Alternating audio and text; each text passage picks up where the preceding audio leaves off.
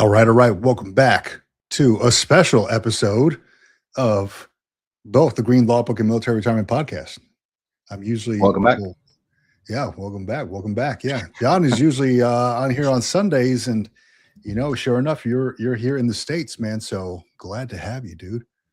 Yeah, it's good to be here. Unfortunately, I'll probably be on the air again tomorrow, or Sunday. So it's in the air, meaning in a plane, not on the live stream. In a plane, not on air, but in the air. Okay, gotcha. That's good, man. Well, I'm glad you're getting stuff done there. I see a few folks in here in the comments. Oliver Rust, my man, Oliver Rust is doing good things. He's moving to the Philippines pretty soon. We always talk about it. His fiance or his wife or somebody is a martial arts instructor of some sort, so she can kick his ass. Yeah. So yeah, I'll tell you, John, man. I wanted to do this one. I mean, we were talking earlier about some admin stuff, right? About calendars and all that stuff, and potentially bringing on new guests and all that, and guests that we do have coming up. And I thought, you know what? How about we do some like live questions and answers on things that maybe are happening in the veteran sphere? And you were all about it, man. Let's do it. Yeah, man. I love talking about veteran stuff, answering veteran questions, interacting with veterans. I've been doing a lot of that on and off as I've been here in Vegas this week, and it's been cool. It's been cool to be back on the ground. Hell yeah, I love that, man. So let me see who we got in here. Howdy, Oliver Rush. Howdy, man. Everything's good on our side.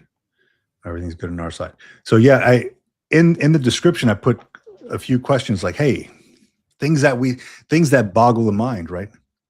Why do Marines eat crayons? Why does the Army and the Navy have 1,000 different uniforms? I can never keep up with that trash, So what is it? 80 or ADUs and BDUs and what else do you guys have? DCUs, ACUs, bro. Anytime I'd go to one of these Army courses, every year it's a different freaking uniform, and the Navy too. I don't know. Like now, I went to some Navy facility out here on the Navy base, and there was now they have tan uniforms. I forgot what they call them. If somebody in the comments knows, what do they call those all tan uniforms? I think the officers wear. It looks like they're in some kind of prison uniform. Yeah. Have you seen those? Yeah. It's a little crazy. Yeah. But every year, dude, it changes every year. And I'm like, for 20 years, I was wearing the same thing. Went from tan uniforms, desert marine pattern, to woodland marine pattern. When you deploy, you wear the desert marine pattern. When you're back in garrison, in the fleet or whatever, you wear your green. It never really changed. It never changed. Only when I washed it, and I never replaced my camis for years on end. No, not a helicopter pilot. Not at all. He looks like a pilot. I look like a pilot. I could be mistaken for a pilot, but no, technical warrant. So all things cyber. Yeah. So I wish I was a pilot. That'd be cool. You could still use your GI Bill or VRNE to become a pilot. Good. I think you could. Yeah. All right. So let me see here. So we're going to answer some questions on the live stream here. I lurk on Facebook and Reddit all the time, and I'm like, you know what? Some of these folks really got some good questions that I think that we can answer here. And if you've seen any of my videos over on the Green Law Book, you know that I've already been kind of doing something like that, where I'm just kind of answering some questions, some legit questions that folks have about life, about retirement, about military to civilian transition. And that's what we're all about today. So there's this one here. I wanted to bring it up. What's the best way to do this? Like I share the screen, right? Or maybe I can share it. Let me take a photo of the. I don't know if I want to. Everything's happening at one time. What's happening? All right, share the screen. Army ruined. Here we go. And this one's a fun one. I don't know if y'all can see it. How do I go in closer here? Control. You can either zoom in with the touchpad or control and arrow up, maybe. Tony Slaughter, what up? There we go.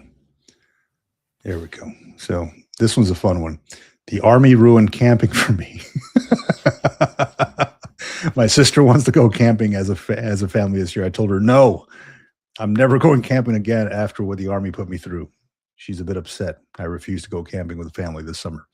The Army has completely ruined all camping experiences for me. I'm still scarred from NTC, JRTC, and HTA from the same time, from my time in service. Now, I don't know what these things are, what NTC, JRTC, or HTA are. Are those like Army-centric things? Those are rotations out in, so NTC should be out in the Sandbox in California. It's the National Training Center, I believe. The JRTC is the Joint Readiness Training Center in the East Coast somewhere. And then they have one in Germany as well. Okay. So I don't know, man. I don't know how to answer this one because I still enjoy camping, though you won't find me in like shelter halves and drinking coffee out of a jet boil unless I'm like really roughing it. Yeah, you won't find me. You'll find me camping every so often. I truly enjoy that. I'll tell you that the one time, John, that I went where it kind of did ruin it for me was sleeping on those ISO mats in the field and then waking up. This was in Virginia, waking up and removing my ISO mat and seeing like some kind of black and yellow snake under my ISO mat. And I'm like, yeah. Oh, what exactly? I'm glad I was inside the damn my sleeping bag. Right. But yeah, that kind of sends a shiver down my spine, man. I feel like the Army trained me. Well, I mean, I was camping before I went in the Army, so I've been camping my whole life pretty much, from Boy Scouts and all that stuff, Scouts, Boy Scouts, and then normal transition into the military. I feel like it was a natural transition. I'm a sucker for give me 2 trees and a hammock, man. Like seriously, let me sleep. I'd done that on a Space Safe flight once, on a big one, a C5. And they had some equipment and stuff in the middle, and I just strung up the hammock because I saw like 20 other people hammocks. I was like, all right, cool. I love hammocks. I agree, man. And I'll tell you, when I lived out in Hawaii, like I mentioned, I have some family, a lot of family out in Hawaii, and we went, and these folks live maybe 2 blocks from the beach, so we just kind of went down there to the beach, and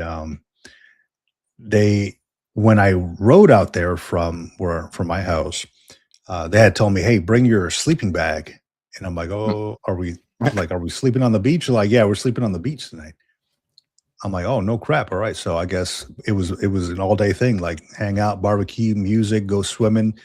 And sure enough, sleep on the beach. And it was freaking cold, man. But I mean, it was beautiful, but it was cold, dude. And this is in Hawaii. So Oliver Rust, shelter half, strike 2. Oh man, did I trigger something there, Oliver Rust?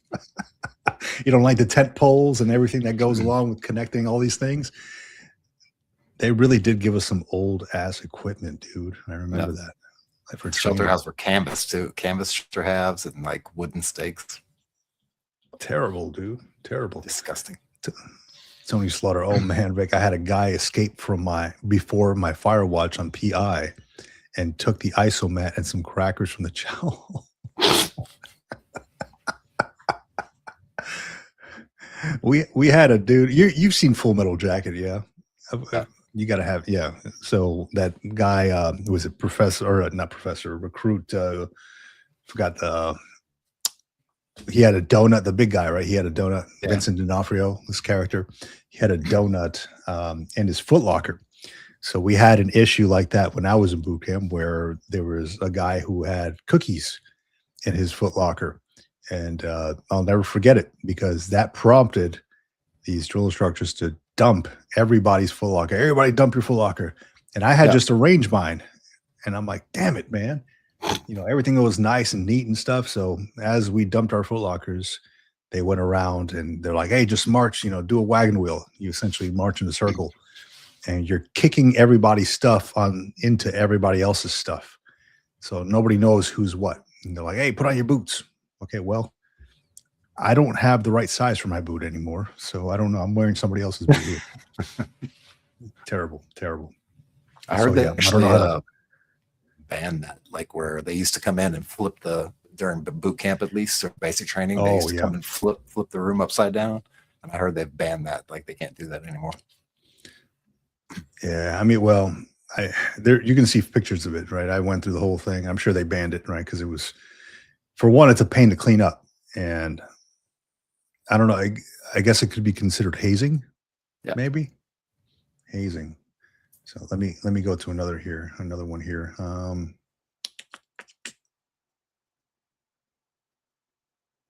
Oh, where are we? Okay. Oh, my saved ones here. I got a bunch of them saved.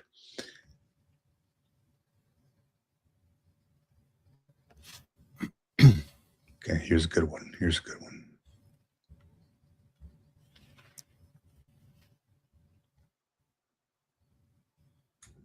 Let me make sure I zoom in so my name isn't all shown and all that good stuff.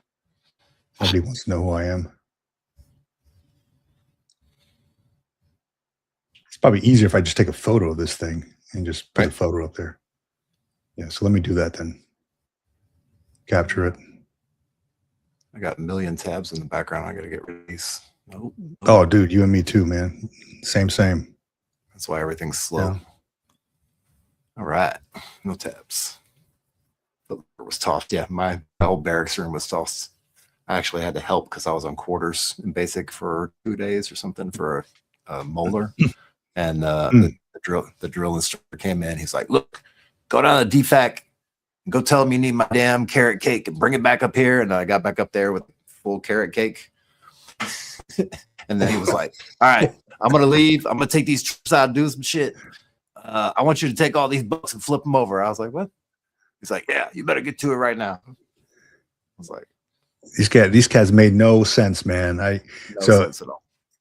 Quick story. I had a guy from Cuba who had he was from Miami, but he had just moved from Cuba to Miami. He was in my platoon, and the funniest thing, dude, my man's first name was Haybert, Heybert, but it was spelled Hgay. It was Spanish, right? So Gaybert, Haybert, pronounced Haybert. Yeah. And the drill instructor, I'll never forget how much I tried to hold in my laugh. He's taking like some kind of roll, like our first week there. He's like, and he says the guy's name. He's like, first name, what's your friend? He goes, Haybert, sir. He's like, but it says Gaybert here. He's like, your name's Gaybert? He's like, it's pronounced Haybert, sir. So that shit I was laughing, dude. It was hilarious. But we became good friends after that. I'm like, Haybert, can't be having names like that, bro. Delaney Gomez. Good morning. All right. Good morning. Good morning. Hello. Untrackable. Good morning. Food service, my favorite people. Food spoons from above. If you're a food service tech and you go airborne, spoons from above. Yeah. Untrackable actually jumped on the live stream last time. Oh, good dude, man. Food service guy. We were talking about it. We were talking how it is such a morale booster when you're out in the field for days eating, MREs and stuff like that. And then hot chow comes through. And I'm like, oh, yes. So Untrackable, man, you are the man. And then what's Charleston Zimmerman saying here? Do Marines still do hazing, like tacking the chest pin of rifle quals? Navy used to tack the crow on the sleeve when you made petty officer U4. So I will say that I can neither confirm nor deny any of that. However, that stopped a while back. I'm sure it still happens behind closed doors. Same as when you pick up E4. when you pick up E4. And I think the statute of limitations has passed on this, so I'll share a little tidbit here. When I picked up E4 and I got my blood stripe, right? You know, that red stripe on your trousers. Yeah. So what they do is sometimes it may or may not have happened to me, but they may take you in behind closed doors, and then you get kneed in the side of the leg, kind of giving you dead leg per se. And it's hard to stand up. It's hard to go to PT the next day. So, but that's what happens sometimes, you know, that behind the door hazing. So however, when people still get promoted to this day, you know, as kind of like the old school thing, when you pin on, at least in the Marine Corps, sometimes they will, it used to be where they kind of hit you right here in the collarbone, so it'll stick in there. Yep. But sometimes now, even after you get promoted, they won't do it hard. It's just kind of like a sign of the old times where they'll kind of slap the thing on there, or they'll kind of do it with open palms. Yeah, open palms, or just like lightly tap it like that. So I recall when I was at a promotion ceremony and the colonel was like the promoting officer, and somebody did that, and he's like, "Oh no, don't do that. Don't do that." Time out. Hold on. Wait a minute. Pause. Oh, I had man. a guy who actually got his collarbone broke because they hit him so hard with the blood ranks. Oh, damn! They like cracked his collarbone because they just. It was a big dude that did it too. He was like 6'8", 300 pounds. Coming down with the wrath of Thor, huh? Just wow. Yeah, that's probably not going to work out well. And at that point, when you do it like that hard, you're unserviceable because you are, you know, you got to go to medical and recover. So it's probably, yeah, right. Takes you out of the fight. What do you say?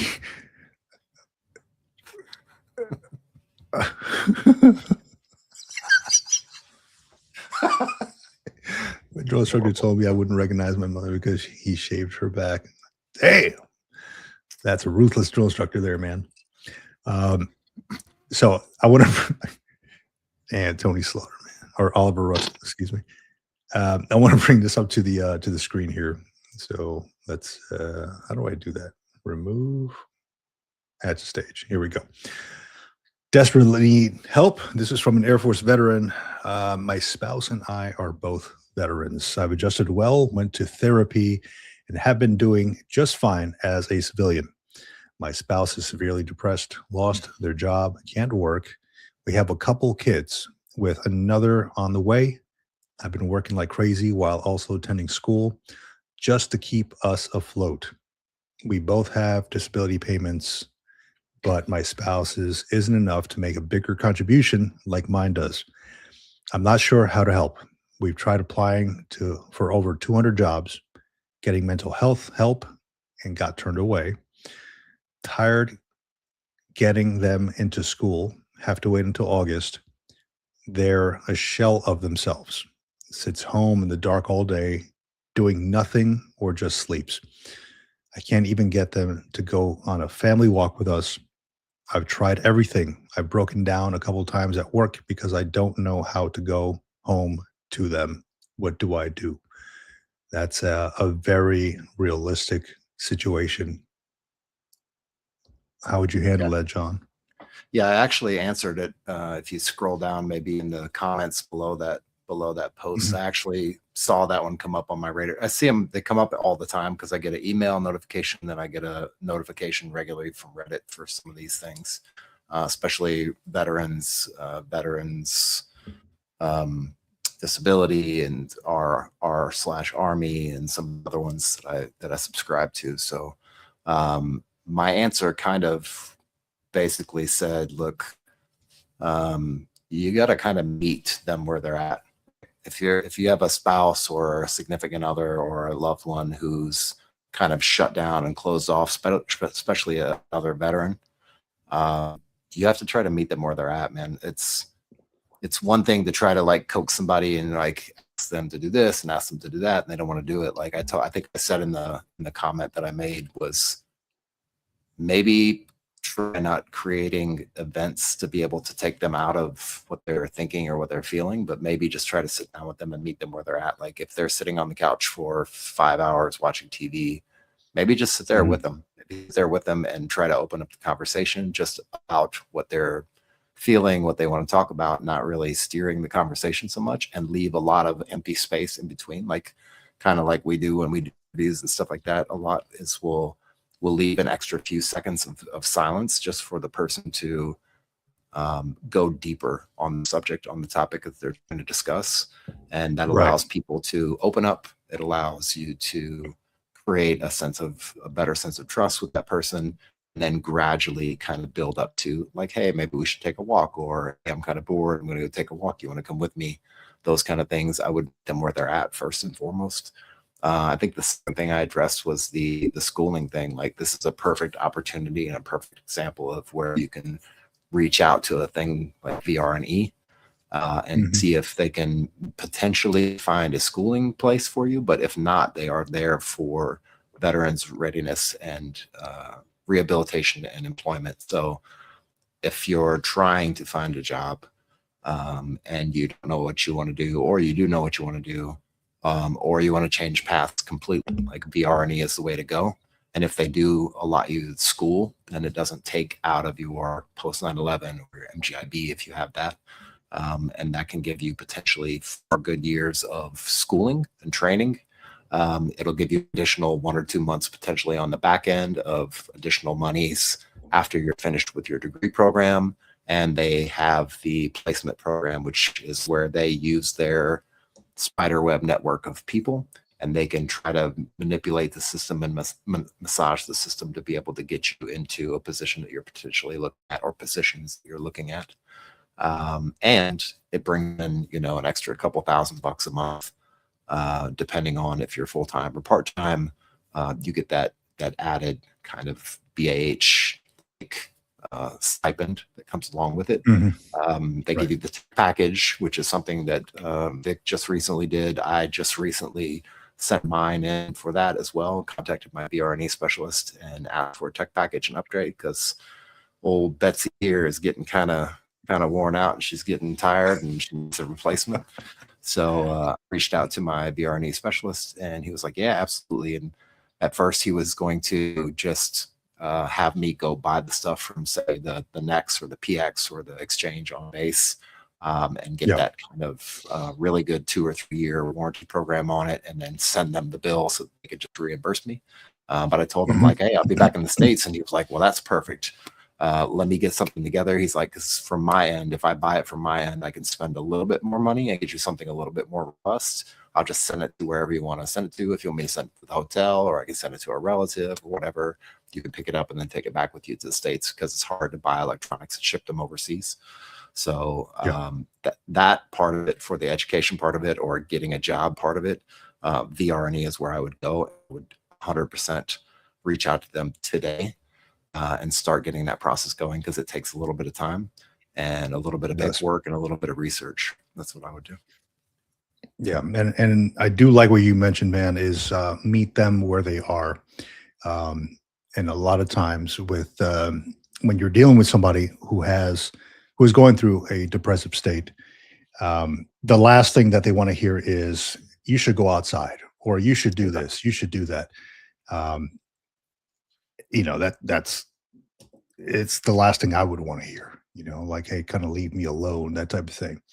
But slowly introducing them to something like different environments, different ideas, I think would probably work out a little bit, and getting to the root cause of it too. So my suggestion would be, especially if they're kind of missing potentially their old life, get into volunteering with veteran organizations. Kind of give you a purpose of service towards something bigger than yourself, right? There's tons. You can go on LinkedIn and find tons of veteran organizations, and a lot of them need volunteers. A lot of them need help. And that would be my first route into getting this person out of that slump.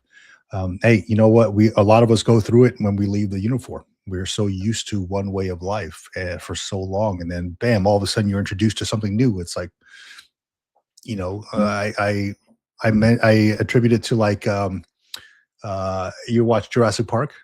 There's Indominus Rex. What's that guy say? Chris Pratt's like, he's seeing all this for the first time. He's freaking going crazy, right?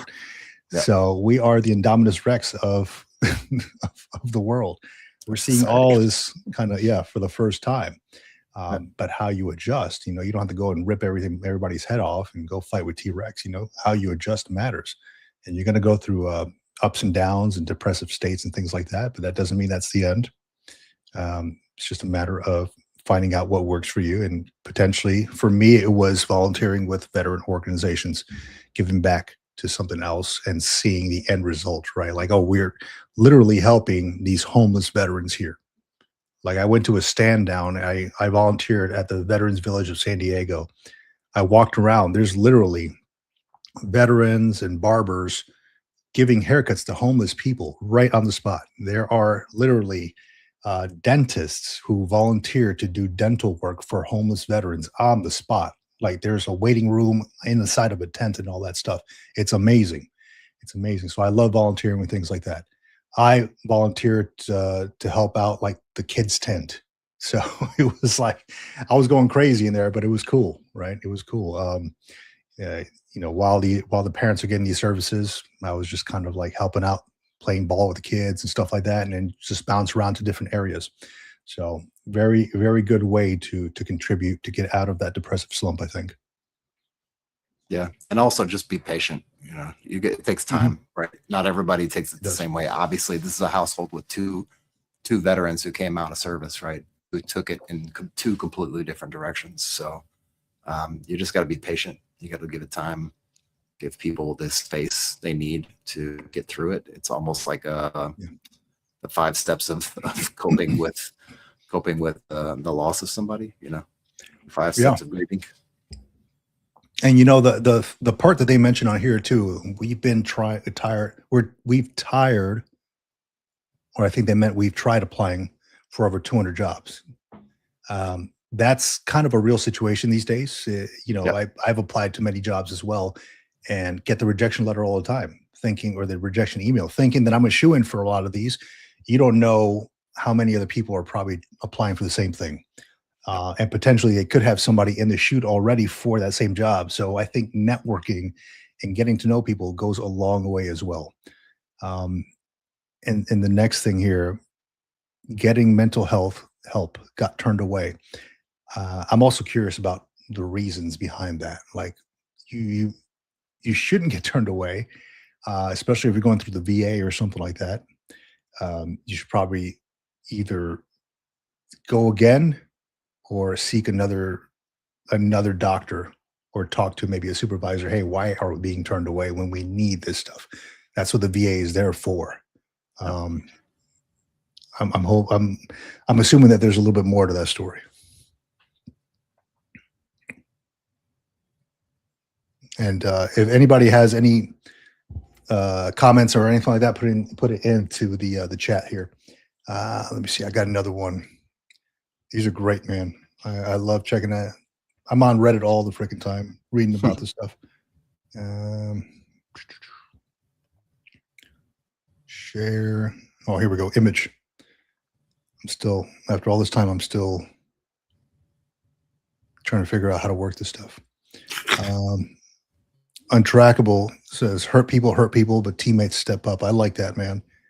So true.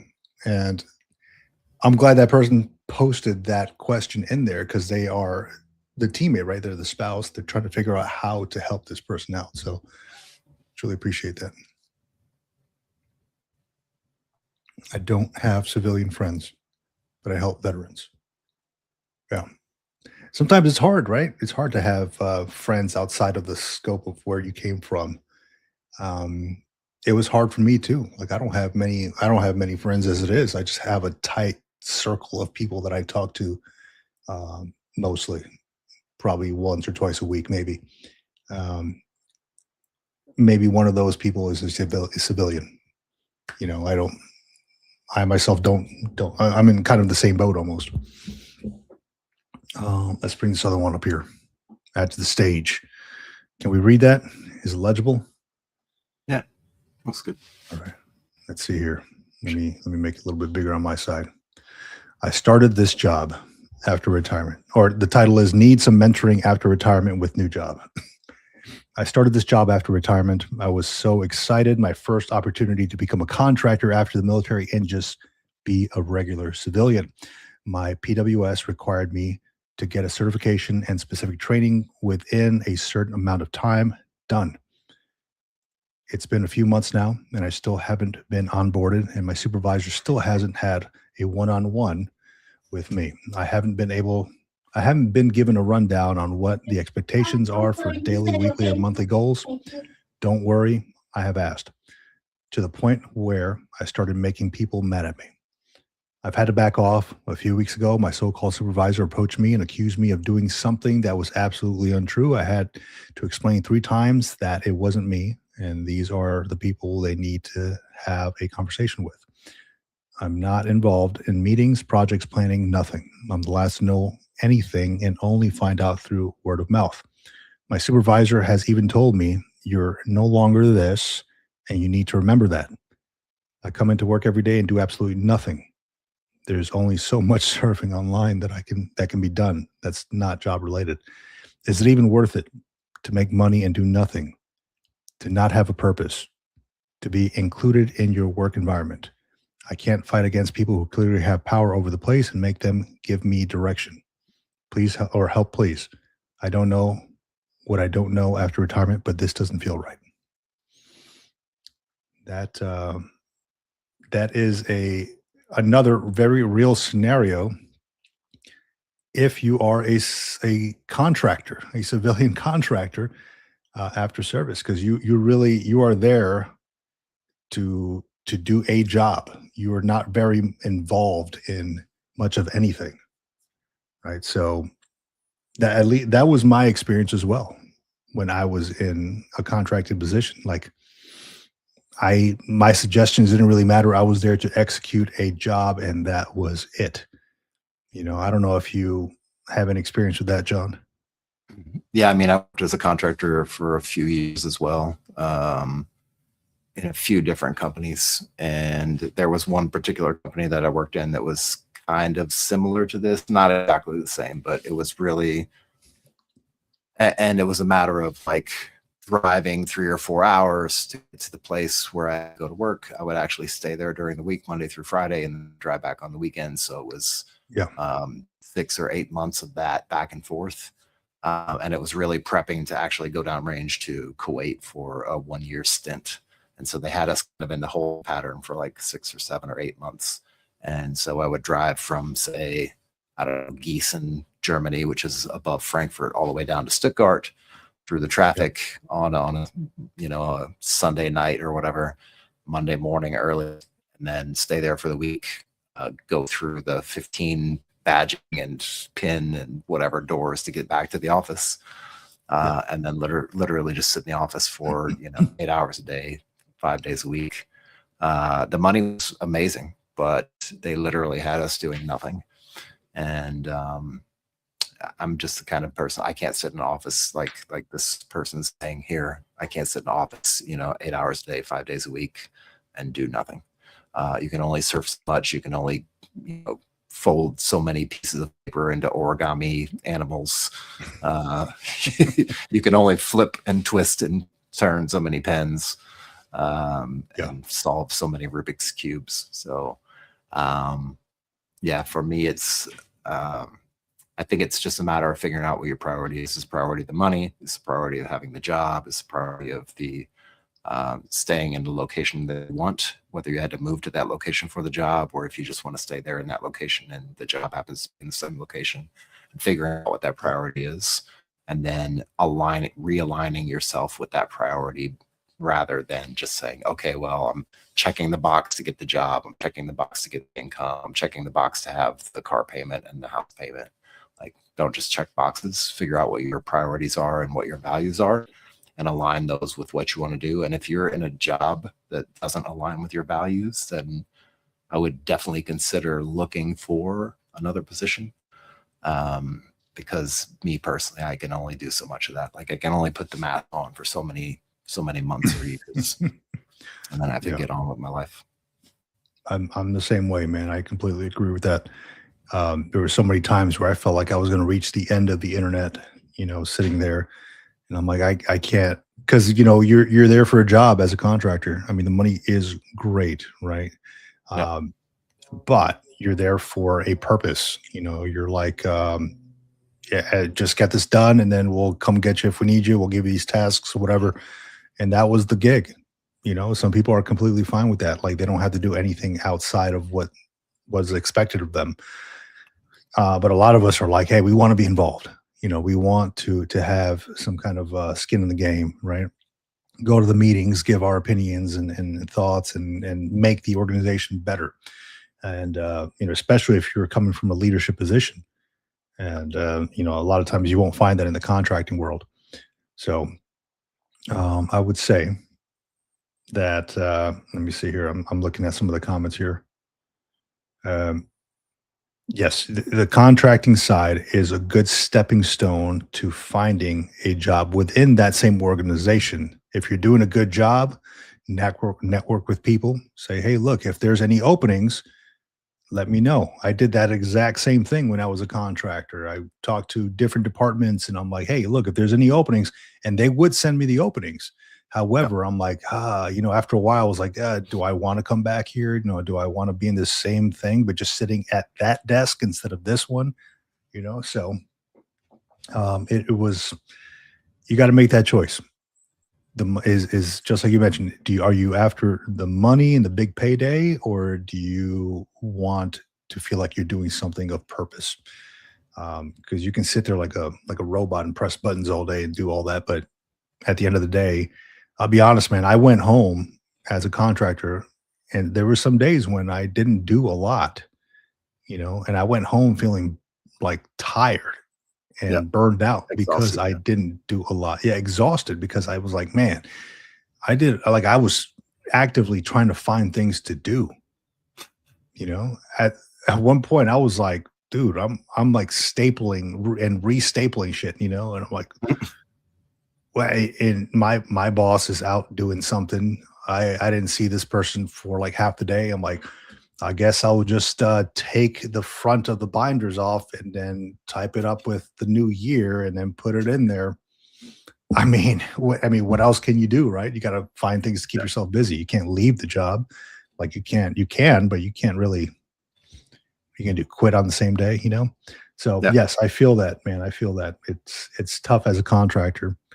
If you can go in and get with the organization, if you're like maybe trying to get into the federal government or something like that, you can get like a by mouth or by name recommendation. That'll probably work out too. Let's see here. 66 T Love. What up? 66 T Love. What's going on? Good to have you.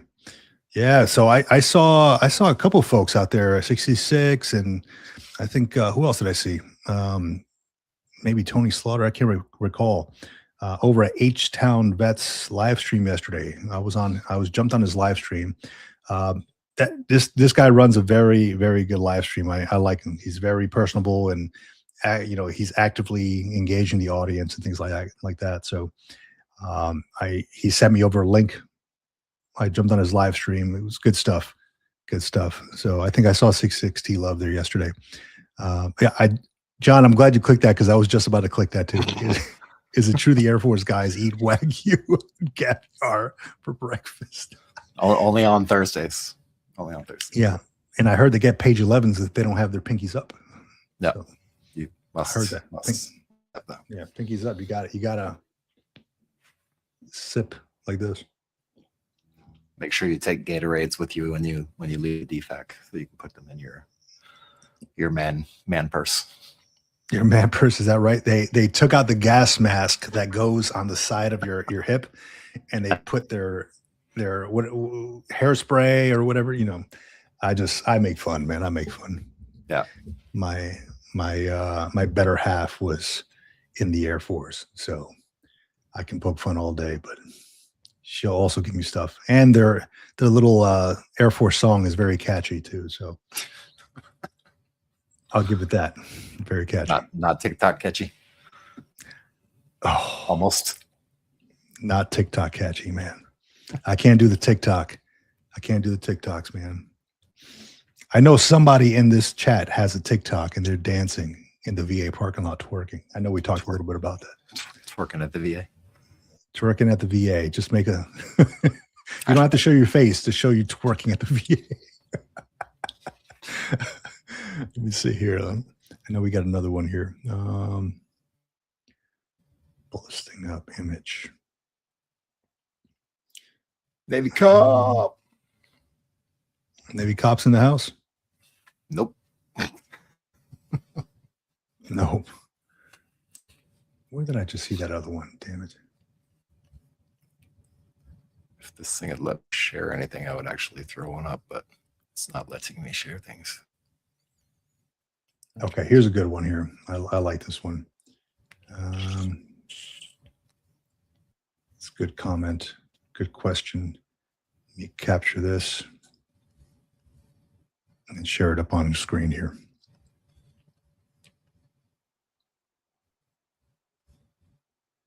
If it will ever show up. Here we go. Civilian life. This is a good one. Civilian life. After 8.5 years active duty, I've been out for just over 4 years now. I still find myself getting frustrated with some of the simple things like how a majority of civilians approach things versus how active duty and vets would approach things. Nothing is super concerning or major. It's more like a lot of little things. I don't know if this is me thing or if others relate heavily, but at what point does being a civilian feel easier? Anybody in the comments want to answer that? Please feel free. A few of the responses on here is when you learn how to adapt to the outside world. So I feel like vets or service members, we're not like one-trick ponies. We can adapt and overcome to most any situation. But when you get thrown into something with minimal, I guess, instruction on how to adapt, it's tough. There's an instruction for everything in the military. At least, in the Marine Corps, there was how you walk, talk, eat, there's an order for just about everything. There is not an order for how to be a civilian. So that is tough. You have to learn to adapt.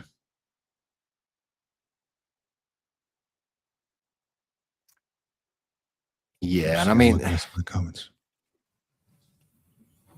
I don't think you'll ever fully adjust. Like, I don't know what the definition of fully adjust is, but I don't think you'll ever fully adjust to that. I think you can start to see and recognize and see patterns in things and see behavior that you're just going to have to start to accept as like, that's kind of the way civilians are, certain civilians, and the way that veterans are, most veterans. So yeah, it's kind of like knowing the secret handshake as you're walking around and you spot another veteran in the crowd and you're like, oh, okay, cool. Mm-hmm. He gets me or she gets me. But other than that, I don't know if you'll ever get fully adjusted. Yeah. And that's always going to stick with you. I mean, it's been a big part of your life too. When I am driving around, sometimes alone, and I won't say anything, it is just these thoughts in my mind. And I see somebody who's just diddy bopping down the road, diddy bopping meaning like just unmotivated, just kind of like, think of like Chuck Rock, like a knuckle dragger, just like, and I'm like, and in my mind, I'm like, look at this motivator over here, just look at this look at this soup sandwich. These are things that go through my mind. Like that's never going to leave, I don't think, it's, the Marine Corps, at least in my eyes, was a big, there was a lot of judgment as soon as you walk. And I laugh about this now. I was just on a live stream with a active duty first sergeant. He jumped on the live stream, didn't show his face, but he laughed when I mentioned this. I'm like, when you walk into a room in the Marine Corps, and I'm sure other services have the same thing. When you walk into a room, you are immediately being judged. Look at this dude's hair. Look at this dude's uniform. he looks good or he looks like a bag of whatever, um, you're immediately getting judged, and that's always stays. So anytime I go somewhere, like I got to make sure that my gig line is good to go. I got to make sure that uh, whatever my face is all right. I don't these days I don't really care because I'm like whatever. I'm retired now. But if I'm going to an interview, that stuff sticks with me. If I'm going out and I have to dress well, that stuff sticks with me. So, and I'm immediately judging. People say don't, but I'm like, okay, well, I can't leave that. That's never going to leave me. Okay. It's like how, remember Michael Scott in The Office, how he remembers names, people's names? Yep. He picks up a characteristic of who they are, and they're like, okay, mole face, this and that. That's what goes through in my head, man. That's how it happens. But I don't know if everybody does that, but we have to learn to adjust. Exactly. I think somebody else mentioned it on here. 660 love. You have to adapt to the environment you're operating in at that time. Yeah. So you're not going to act a fool if you're going in for an interview, right? You gotta comport yourself. Let me see here. Yeah, somebody else put it on there. Best advice is to worry about what you can control. Yep. In most cases, that's yourself and not much else. Yep. People just want to get through the day. Your life. Yeah. People just want to get through the day and get home. That's it. Let me see if I got another one here, man. I think I might spend too much time on Reddit. On Reddit. Yeah, and I mean that and then also like if you walk around with a good demeanor and you walk around with an open kind of personality, which most veterans don't, I guess. I don't know. It's a weird observation, but I mean, I've noticed it in the last week I've been here. I've been out of the States for a couple of years. So like a culture shock to me to be here. And I'm surrounded by not only regular people, but also a million tourists. And I'm constantly walking behind people, in front of people every day, it seems like. And I make it a habit to say good morning, say hi, open doors, hold doors. People look at me weird when I do it, but it jolts them out of whatever mind they're into or whatever kind of like distraction they have on their minds, and it jolts them out of it. And they're like, oh, hi, good morning. Oh, thank you. Appreciate you holding the door for me. No problem. Don't worry about it. It's cool. It's really, if you walk around with that kind of demeanor, and it's not easy, but if you try, like you can actually force people to couple, in a certain way. Yeah. And that carries on too, because it's a ripple effect of doing good deeds and stuff like that. It is. I agree with that. Like I'm very much into, I still say it every day to this day. I said it yesterday when I went to the bookstore. Thank you, ma'am. Thank you, sir. That type of thing. When somebody's older than me, right? I'm not going to call a 20-year-old that, but when somebody's older than me, hey, thank you, ma'am. And I understand that in this day and age, in 2026, that could be a little bit, maybe not taken the right way if you call the wrong person the wrong thing or whatever. But that's just how I was kind of raised, and especially in the military. When you see somebody older than you, or even like a veteran out there, like sir, ma'am, and I pass it on to my kids where that's what they say. That I have made it a point, like, hey, when you go to somebody else's house, thank you, sir, thank you, ma'am, that type of thing. You are my kid. You represent me as well, and your family and your family name. Do the right thing. Hold on a second. I'm looking at one of these comments here. Reading York, 1991. My nephew and his unit buddies are really, really considering leaving the Army. It's really, really bad, he said. I'm curious. What is bad? Like what? Like the leadership, the daily life, the chow, driving on base. Like what part of it is bad? Navy Cop says it's the requirement to pull back and not get things done that are out of your job requirements and wait for the civilian whose job it is to get those things done. That frustrates me the most. Yeah. Yeah. Then you're like constantly push, hey, do I do this? Do I do that? And they're slow. They're a little bit slower to do it where you just want to get things done. Mo Perspective. Welcome. Welcome. What Mo up, is Mo? always on here. Yeah. She's a big supporter. Let me see here. Good stuff. All right. So let me pull up another one here. This one. This one's going to this next one is going to be interesting. I'm curious to get some perspectives on this one. This one's going to chap some asses, I think. And I read it and I'm like, okay, well, I read it on Reddit and I was I haven't responded to it yet. I saved it. And I'm like, man, I gotta put this up on the screen for everybody. So this is a good one here. We are too generous to our veterans. Okay. It says seriously. Now I'm not trying to, I know it says political on there. I'm not trying to take it politically. I just want to get your perspective on this, right? I don't care if you're left, right, black, yellow, brown, pink, whatever the hell you are.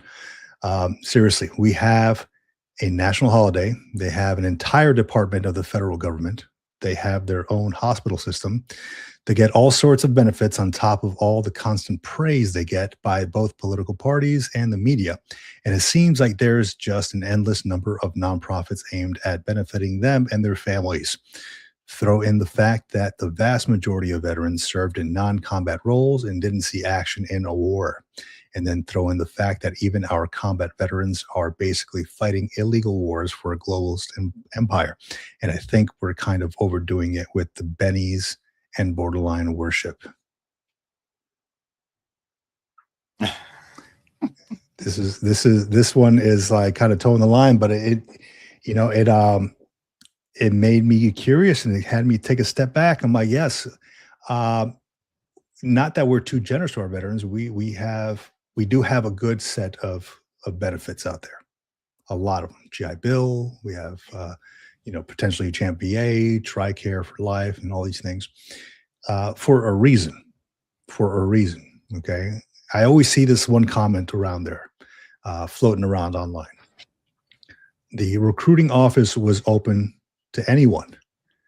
And I'm like, yeah, it really was, right? I mean, some folks can't make it in because they may have medical issues or whatever, but can't really do much about that one. However, like, hey, feel free to raise your right hand if you want, join the service, get those benefits if you'd like.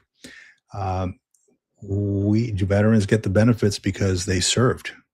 They decided to raise their right hand and serve something bigger than themselves, potentially putting themselves at risk. Now, I understand that many veterans did not see combat, but there was always a potential to go to a hazardous area. Always a potential, right? So, me being military justice, I worked military justice for 20 years, and I'm like, I deployed, I had to go through training. I had to go to the machine gunners course and all that stuff, Humvee course and all that. I didn't, there's a potential for me to get hurt out there. So we are too generous to our veterans is the comment on here. I mean, and I kind of got it in perspective this week when I was talking to a gentleman, and he's working for a company, one of the manufacturers, vendors that we work with from my side of the house, from my employment side of the house. And I was talking with him and I was like, you guys are really veteran friendly here. Like, this really veteran company you guys run here. He's like, it wasn't like that until about 4 years. It's like, we got all these different specialized groups, name off the group, LGBTQ or like whatever the group happens to be. And he's like, we have all these specialized kind of categories and groups for people within our business. He's like, there wasn't really one for veterans. So I went to the the options manager. I went to the CEO and talked to them and asked them and said, how do we also then support support veterans because we have a lot of veterans who work here. A lot of our customers have veteran, populations. Like my population, for example, is a lot of veterans. And so the CEO manager were like, yeah, we should totally do this. You should be in charge of it. Basically volunteered himself for it. And then since then, he's been getting, a little bit of funding from the company and funding from the city, and to be able to go out and support veteran events and go out and bring, a pallet of water bottles out to an event and just be to support. So I mean, look, there's literally in 2025, I believe somewhere correctly, in 2025, in the year 2025, there were approximately 0.4% of the whole entire American population on active duty. If you include then National Guard, Reserves, Air Guard, and those members, that number slightly up to like 0.6, 0.7, 0.8. So you literally less than 1% of the American population serves in the military, whether on active duty or in a reserve in uniform, some shape or fashion, right? That 1%. And on top of all that, like not every single job is a combat. There's HR that combat related jobs. There's, the culinary staff that runs the DFAC does cooking for the service member out in the field and out in these different places on the ships that are not combat related. Like they don't carry around guns. They, chef knives and ladles and things like that they use, cooking utensils. So there's a small percentage within that small percentage of Americans. There's a small percentage of people in the military who are combat related military members. It's a small percentage. The infantry and the tankers and not tankers, but the people that drive tanks and people who fly helicopters and people who fly airplanes. That's a small percentage of the 1% of the people who are Americans who serve in the military. So, yes, we go fight wars, and yes, we do things. We're following the orders of our government. That's what we're doing. We're upholding the Constitution of the United States. I feel like if you're in that 1% or less of people in America who serve, it seems like natural that we would work with people, because at the end of the day, if those people weren't there, you wouldn't have the freedom to go on Reddit and say the things you're saying on Reddit. So if you want to experience it and see what it's like on the other side of the fence, like, come sign up. We need people. We're recruiting actively. So come sign up, put on a uniform, go to boot camp. Do a couple of years in a remote location in some island in the Pacific for a year or two with no Walmart, no 7-Eleven, no Dunkin' Donuts, none of that stuff. And see what it's like, and see if you deserve the benefits after you get done doing that. I think that's what I would say. Yeah. It's funny how, like, going out to the remote location and not having access to all that stuff, you miss it, and it makes you appreciate it a lot more when you get back, I think. Oh yeah. When deployed in Iraq and there's no Walmart out there. They had what we call, I don't know the correct name for this. It was just like a little mini mart thing where they sold just random trinkets. I bought like all the seasons of The Sopranos when I was out there for like $50. They called it the Haji shop. I don't know that. Obviously, that's not a correct name, right? But so I think it's souk, and there's different kinds of souks. Like there's the gold souk where you can buy all the gold stuff, and then the regular souk is like an open air market or even a closed market souk. Yep. Yeah. So yes, you thank you for the correction, because I know that what I mentioned was not correct at all. That's just what I knew it as, right? But that was it. I mean, it was that, and there was like a little small MCX, kind of similar to like an NEX shop where you can go and get like, you can go and get like the chips or whatever, and whatever else you want. And I recall they didn't take actual money. They took like these pogs, It was like 25-cent pogs or 10-cent pogs or whatever, and it said AFES on it or MCX on it, because it would, they're obviously a lot lighter than bringing pennies and nickels and stuff from overseas. So yeah, it definitely makes you miss a lot of that. It makes you appreciate it when you get back. I remember stepping into I went to a mall when I came back because I had lost so much weight when I was deployed. I'm like, a lot of my clothes didn't fit me. So I went to go pick up some stuff, and I'm like, holy crap, man, this is like, and it was like, it felt like a new experience, and nobody around me knew. I mean, you couldn't tell that I was just back 2 days ago from Iraq. Nobody knew that. I wasn't telling people that. People were just going on about the day after, as around me as if nothing happened. But I'm like, man, I mean, not that I wasn't trying to tell anybody about it. I was just going through my day, but it really made me take a step back. And I'm like, man, because of what I did, I'm just a small piece of sand in this huge type of, part of people's rights, freedom of speech, freedom of religion and all that stuff. I'm just a little piece of the sand when it comes to that. And I thought about that for a long time. So when I see something like this, we are too generous to our veterans. It makes me think, feel free to enlist, just like you mentioned, feel free. The Army has increased the age to 42 years old. If you want to know what it feels like, feel free to enlist, my friend, and you just get a feeling for that. Go through it all, get firsthand experience and earn those benefits. Earn those benefits that you think are too generous. You'll come to find that maybe they are not too generous, but we veterans are deserving of what they've worked hard for, I think. Yeah, I feel like we have the Goldilocks amount of benefits, right? I think we've earned enough time. We broke down our bodies enough. We've earned kind of the right to, and let's look at the other side of it, right?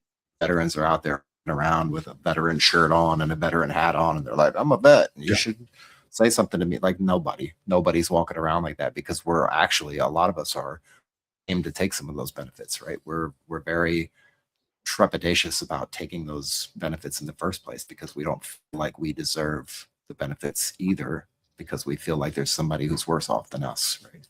So yeah, it's a funny thing. But I'll say this, like, I've been out of the States for 2 years, dude.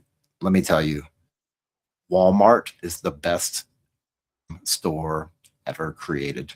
Like, I go in there and they literally have everything. And I don't live in some third world country. Like, I live in Italy. Man, into Walmart, and you smell the plastic, and you smell the the GMOs, and you're like, man, it's so good in here. It's so good. They have everything. No, I'll tell you, man, I've been to some sketchy Walmarts before, and some like, you go out to North Carolina or wherever. Shit, they got them out here in California too. I've been to some sketchy Walmarts where I'm like, damn, I feel like I need to take a shower after I step out of this Walmart, man.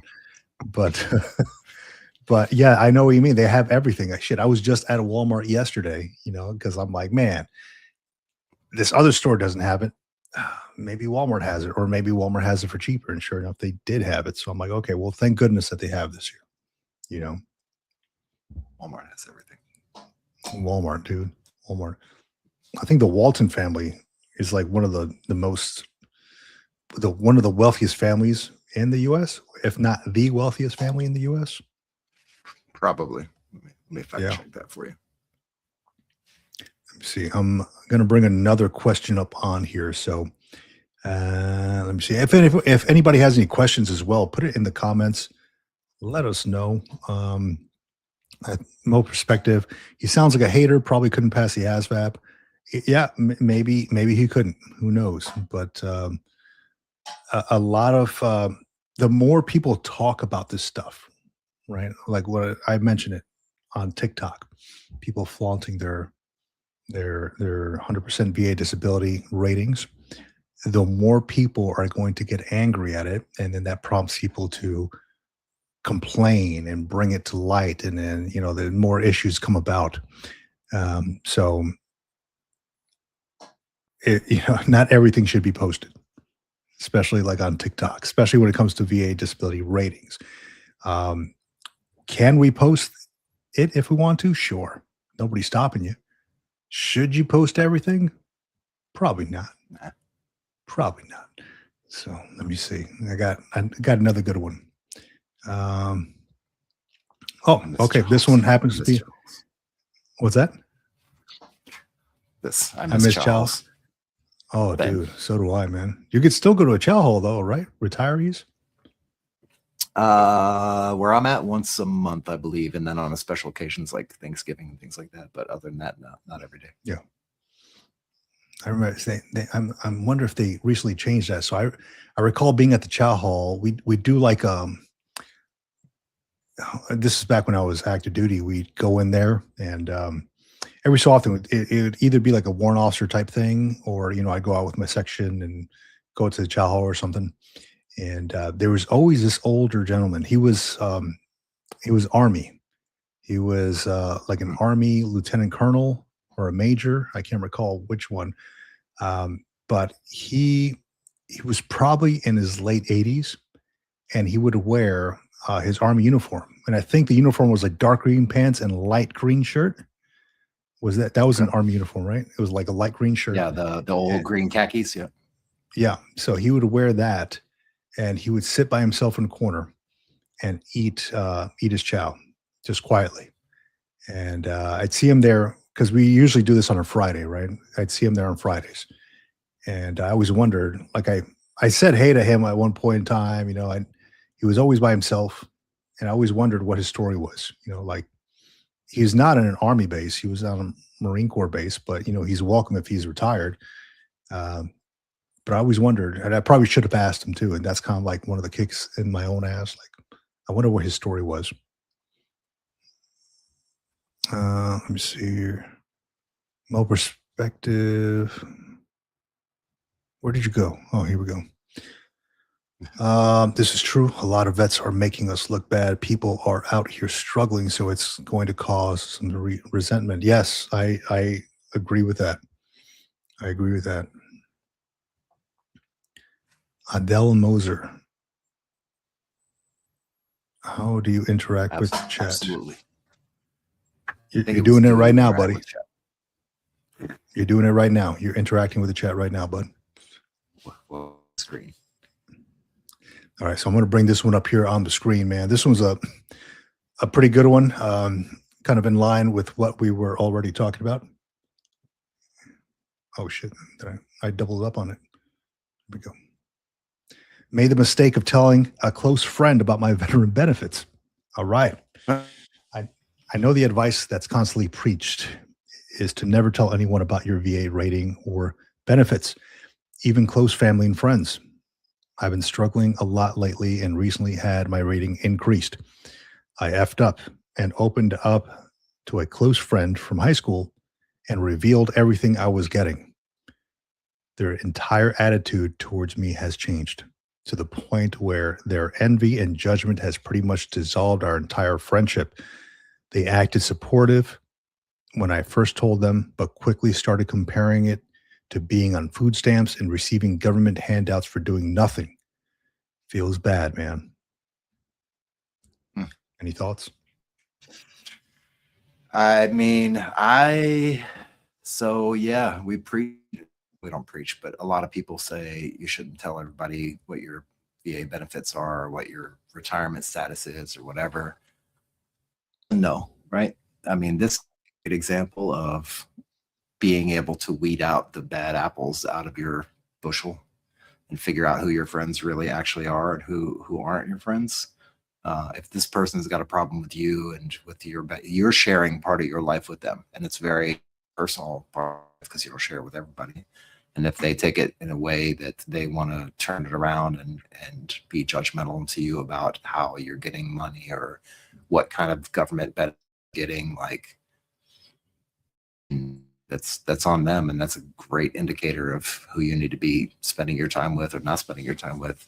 The congressional people a paycheck for their rest of their lives, pretty much, right? Don't they get a paycheck after they serve 2 or 4 years?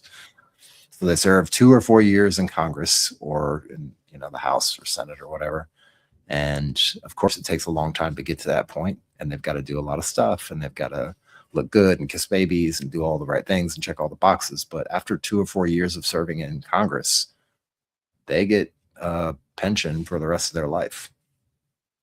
So I'm pretty sure that's the truth. Let me double check that.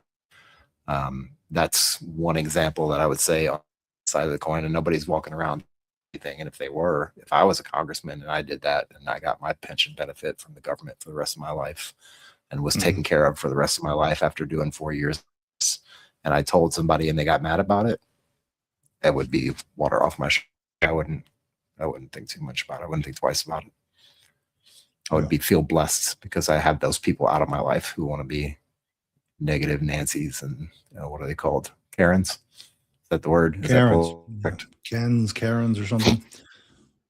Yeah. So, I mean, I agree with what you said, man. It kind of helps you weed out the bad folks, you know, the bad apples out of your bushel, right? If this person is going to get pissed off about what you rate, what you legitimately rate, they probably weren't a good friend, and they were probably putting up a facade, you know. Another thing that stood out in this whole post was the last sentence there, for doing nothing, you know, comparing it to food stamps and receiving government handouts for doing nothing. Now, arguably food stamps, when you're like on EBT and stuff like that, that is government assistance, right?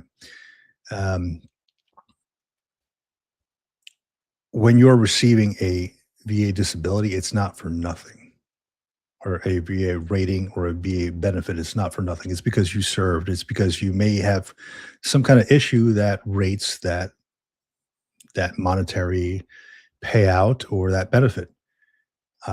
It's not for nothing. So that kind of bugged when I read that and said, for doing nothing. You did something, my man, you know. You earned it. You earned it. So another thing that I would say is that the first rule of Fight Club is don't talk about Fight Club, right? Like if you're going to, if you rate something, let's say you rate right off the bat, let's say you rate 100% VA disability, you may be happy. You're like, yes, I got that, right? No, it doesn't matter what it is, 80%, 50%, whatever. I got that.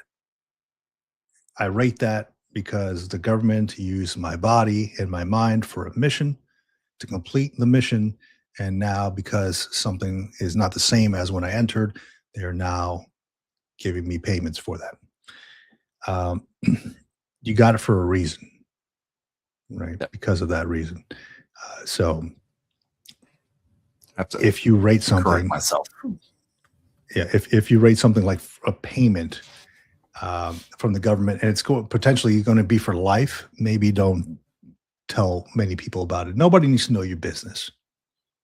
Yeah. That's it. Nobody needs to know your business and what you make. I've always thought it very tacky, if you will, when people talk about finances. When people talk about how much they make, or, you know, lack of finances, this and that, it leaves kind of a bad taste in my mouth. Like, I mean, now when you're talking about, hey, look, here's how to invest and, you know, save, but when somebody's like, hey, I make this much, or I don't know, I don't make this much, whatever it is, I always found it like very, I kind of repel from that kind of talk. Yeah. So maybe don't, because it does seem a little tacky, and TikTok is full of this trash, full of it, dude. I can't get over it. Yeah. And let me correct myself on the record. Congressmen get pension just like a regular GS or civilian employee would. After 5 years, they're vetted, and then they can do 20 years and add a certain retirement age, 55 or 60. The president of the United States is the one who gets a lifetime pension after serving. Okay. So, but yeah, okay. It's an investment, right? I look at it like a 401k. Like if you want to get a military, then go be in the military for 20, and you'll get a retirement. Well, Maybe you won't get the retirement that we got, but you're going to get something, right? It is investment advice. Like if you want to set yourself up for success, but it comes with all the bad stuff. You got to do deployments, and you got to do schools, and you got to be away from your family for years, and you got to miss birthdays and shit. Like there's a lot of, it's not just fun and games. It's not a glamorous lifestyle in any sense of the word, but yeah. I had a conversation I went to a friend's get together party, if you will, probably sometime last year. And we were talking about the conversation of pensions came up. Something, I forgot how it went. And then I had mentioned, like some folks can get paid for life, like, if you do the right things, you can get paid for life. And the guy's like, man, how do I do that? I'm like, just do what I did, dude. Like, you get paid for life? How? And I'm like, just, serve in the military for 20 years, man. You're good, dude. And he's like, what? Serve in the military for 20 years, bro. I'm telling you, it's a life hack, dude. It's a life hack. You want to get paid for life? I got you, dude. I got you. Join the military for 20 years. You're good to go. Oh, man. Decision you'll make. Yeah, and I have some friends as well who got out after one enlistment, who got out after two enlistments, and we often talk about it. Like some of them came to my retirement ceremony. And they're like, man, if I would have stayed in, I would have been here with you. I'm like, dude, I wish you would have stayed in, buddy, because it would have been a lot better with them in it, because there was a lot of smart folks that got out. And they went on to do great things, right? And they're getting paid just well, and they have a good life, good families, and all that. But I just feel like a lot of these folks that did get out, a lot of my good friends that got out would have made just excellent career Marines, and the potential to get paid for life via military retirement. So, but to each their own, man. We all pick our own lives. Reading York says, do 20 years and get 40% of your base pay. Nice. It is now it is 40% under the BRS. The BRS stands for, blended retirement system. Blended retirement system. Yeah, man, the high 3 is 50%. So now it's 40% with matching TSP as well. So not too bad, right? Especially if you're maxing out the TSP, it has a potential to grow. I mean, I feel like they're getting more, right? Because if you get TSP matching, we didn't get TSP matching, right? No, we didn't. I know federal employees got TSP matching. Yeah, if we did, it'd be amazing. Yep. It would be something wild. I would take 40% with TSP matching over 50%, and every day, all day. I thought about it a lot, because I was it was in 2018 when they introduced the BRS. I retired December of 2023. It would not have been enough time to get the full effect of the TSP, the matching and maxing out TSP. If I would have started it from day one and maxed that out, dude, you'd leave the service a millionaire. You would leave if you look at if you leave it. I mean, if you look at it historically, like the S&P and like the whole TSP, if you go through each one of the funds historically, you would leave the service with quite some money. I would be hood rich. No, not just hood rich. You would be rich. Hood rich is when you're wearing gator boots and what else? What does Manny Fresh sing about? Gator boots and then Gucci suits. Ain't got no job, but I'm still fly. You remember Manny Fresh? So let me see here. Fresh. He'd be Dave Chappelle rich. Dave Chappelle. Oh man, that dude is. I saw something on him. He's like, he lives in Ohio somewhere. He's living like just a regular life, but this dude's like multimillionaire. But I mean, he's living low key. That's all right, man. I like that for him. Let me see here.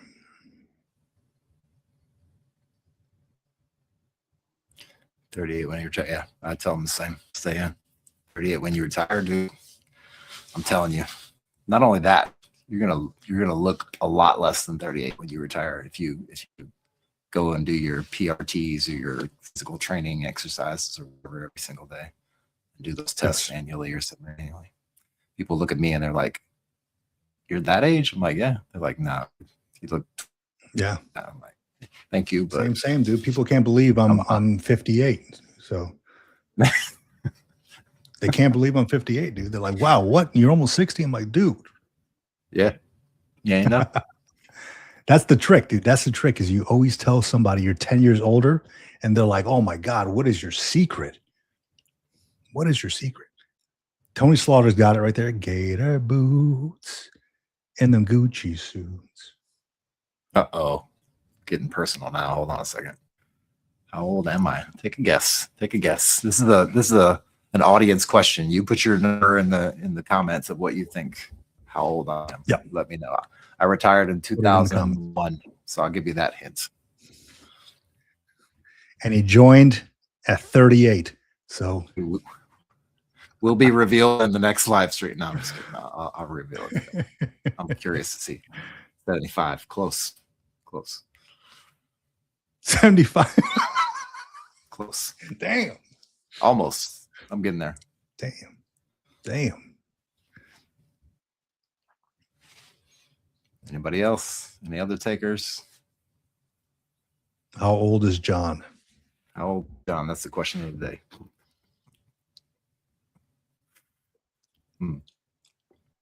I think I'm older than you, though, right? I think so. Yes. We've talked about this. We talked about it. Let me see here. My first reenlistment, they called me a lifer. Thank God they were right. Yeah, not bad.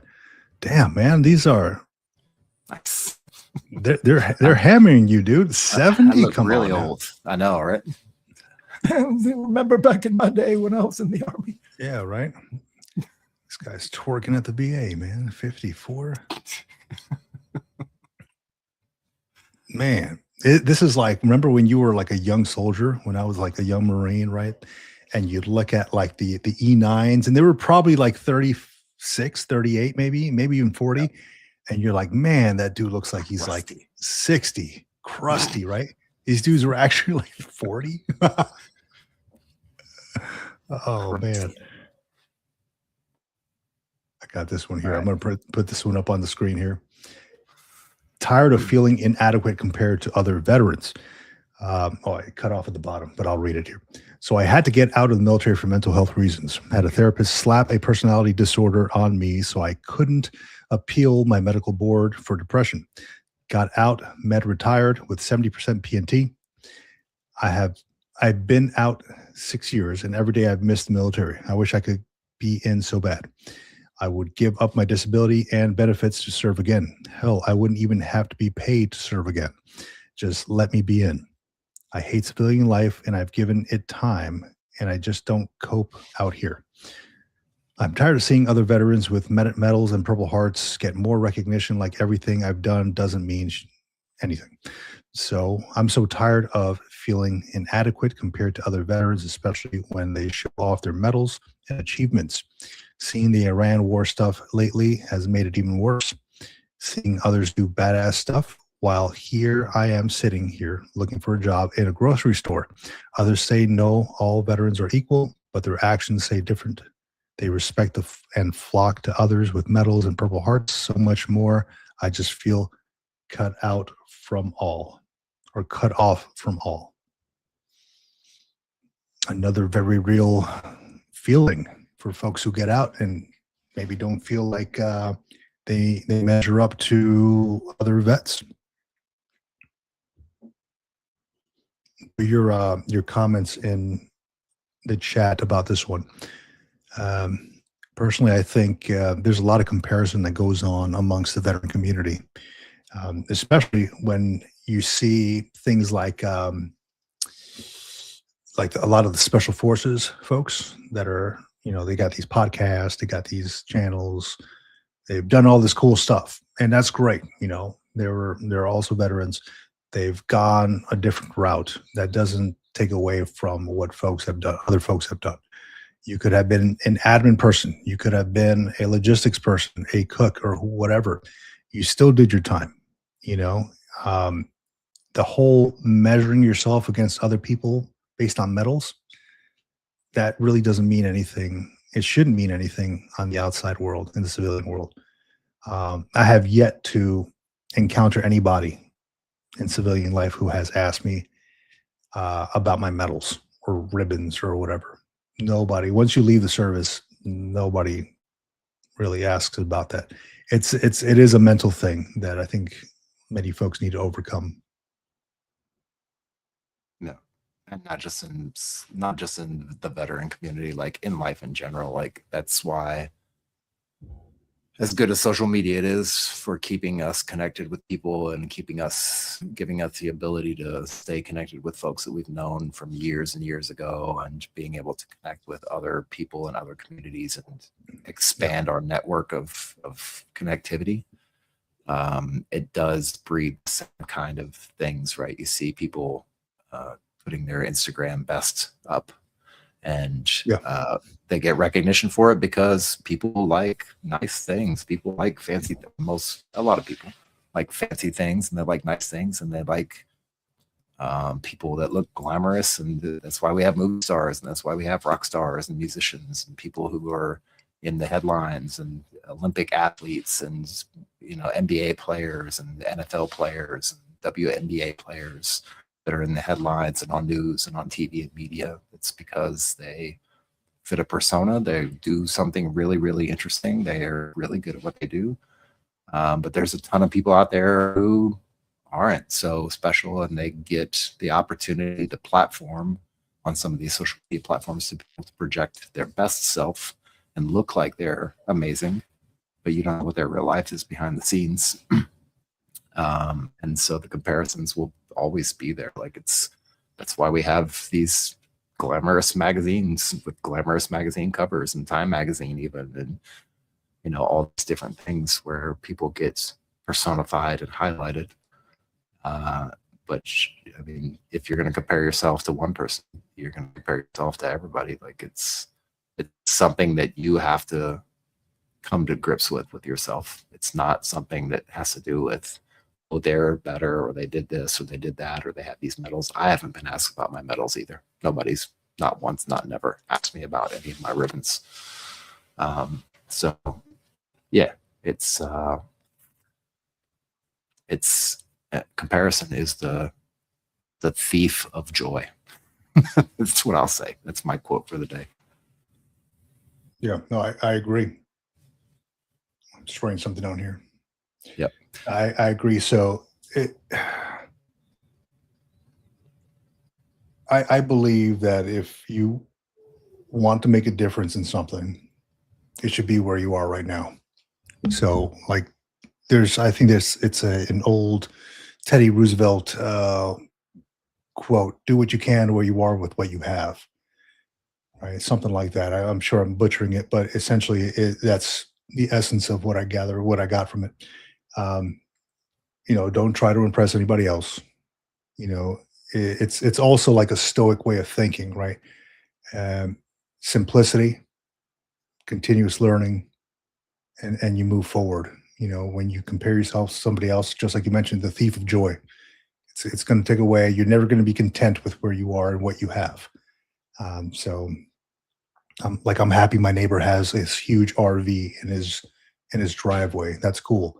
When he first got it, we walked through it. He's like, dude, let me show you this thing. I'm like, that's awesome. I was happy for the dude, but I'm like, he joked around. When are you going to get yours, man? I'm like, I have no desire to have that, Yeah. Would it fit in my driveway? Sure. But I don't have a desire to have that. So it's good for you. And the amount of times this man has taken it out for a camping trip since he got it last year is like once, twice. Like, yeah. I'm like, I don't have a desire for that. So I used to feel that way, comparing what I have to others, until I got into the mindset, I don't care because I have my own life. I have no debt. I'm good. You know, I'm happy. I'm living as simple as possible. So that's what I'd say, man. Is stop comparing yourself to everybody else. It's um it's not going to work out mentally, you know, and potentially talk to a therapist about it, because you may have to get that part of that thinking via EMDR to the back of your mind. Yep. Get it out of your brain. And even the simple question, and you still got to get to the answer, right? But the simple question of like, how old are you? Like, that's a comparison thing too, right? A lot of people use that for comparison. The people that I was sitting at the table with, talking with, we were having the conversation with, they were like the same. They're like, man, I wish I blah blah blah. I'm like, they're like, what do you do? And I'm like, I just do me. That's what I do. I do what I do, and that's pretty much it. And what I do is not going to make you become, you know, I don't have the magic juice and the magic snake oil to make you look the same way I do. And you're not going to. We're all individuals. So, yeah, comparison is a bitch, man. It's a bitch. It is. It is. So, especially in today's world, man. Like, you know, you move somewhere, everybody's going to have a nicer car. I'm like, look, man, I'm good with my 2015, whatever I drive. You know, I'm good with that. Why? Because it still drives. I don't care if, you know, I got to buff the headlights every so often so I can see. I'm good with it, man. I'm good. And that's a matter of just being content with what you have.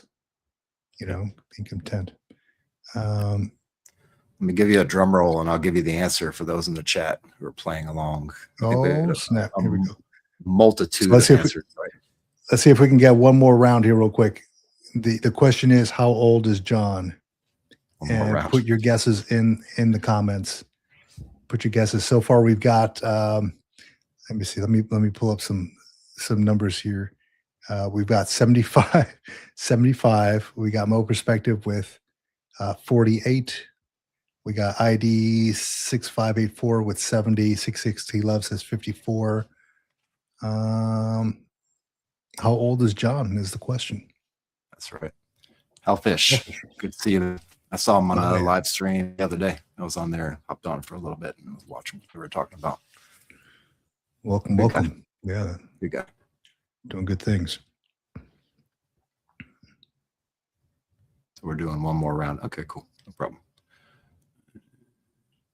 Let's see what this one says. Military worth it. I want to do 20 years. However, I feel old at the age of 33 years. Old just starting. I mean, let's see, 33, 23, 53. Let me tell you, you guys pull up your chairs and your popcorn, and I'll tell you a bedtime story. 46.5. Thanks. I went into the Warrant Officer Corps. I got picked up for Warrant Officer in 2008. I actually was deployed, so I don't know, 7. Deployed, and I had to wait to come back and then come off deployment, and then I could actually go to school, and that was in 2009. 2009 was Warrant Officer Basic Course, which is basically for the Army at least. Fort Rucker, Alabama. It's like 36 days. You go there, they treat you like a third-class private, you know, citizen, redheaded stepchild. I don't know, whatever you want to call it. They treat you really horrible for couple weeks, and then they kind of ease off a little bit, but for the first couple weeks you're treated like a private with no privileges. First coming into the military, even though you've been in for at least 10 years. We had a guy in my class who was there, and I think we had a total of, I don't know, it's probably 30, 40 people in class, in the WAC class that I was in, the basic Warrant Officer Candidate School. And one guy in the class was actually 53 years old in the class. And he finished and completed the Warrant Officer Candidate School and pinned on Warrant Officer at the age of 53. He was the oldest guy to come through at that time. And so to this question, like if you're 33 now, you get in now, you would be 53 when you get to the 20-year mark. I think it's absolutely doable. It's going to be a little bit of a a learning curve, at least from the physical part of it. So you have to train and get back into training if you haven't trained for a while and get yourself prepared for that. But I absolutely think, especially in today's day and age, what's going on in the world and job market, and the way things are going, if I could go back in and do another 20 years and have a bit more stability with where I'm going to actually be in the world, where I'm going to be stationed at, I would absolutely do another 20. Absolutely. Yeah, I agree with that, man. And I just pulled up this this article here from military.com. This 59-year-old Army BCT grad is about to be in the new guy in his son's unit. So I don't know what kind of waivers this guy got or what, but I don't know what BCT stands for. It looks like he's got some rank on there. However, he's going through some new, like a new training at 59, right? So the Army will take you up to 42 years old, right? Yep. For this guy's question here, at where is it? Where the heck is this guy's question? Okay, here we go. At 33 years old, my man, okay, you would be 53 and eligible to retire. Think about that. 53, getting a full pension at 53, and then, I mean, you're still younger than what is regular retirement? 67 now. You're still young enough to collect a pension and then collect Social Security or whatever your retirement is after that. So would I do it at 33? Yeah. I mean, if there was nothing else that I could do, and I'm like, you know what? For one, I feel a calling to do this. For two, I feel like I need to serve a purpose bigger than myself. And I want to go see the world potentially, you know, whatever your case may be. I would right now, if you would ask me, I would join again. I would. Same as John, I would join again. Would it be in the Marine Corps? I don't know. At 33, the Marine Corps is a little tough, and it could be harsh on your body. A lot of expectations, and a lot of promotions are based on, you know, physical activity. So if you feel like your body's slowing down a little bit, hey, you know, I mean, there's other branches, Air Force, there's Coast Guard, you know, things like that. Not to say that they are any less strenuous, but compared to like the Marine Corps side, I've never been to an Air Force boot camp.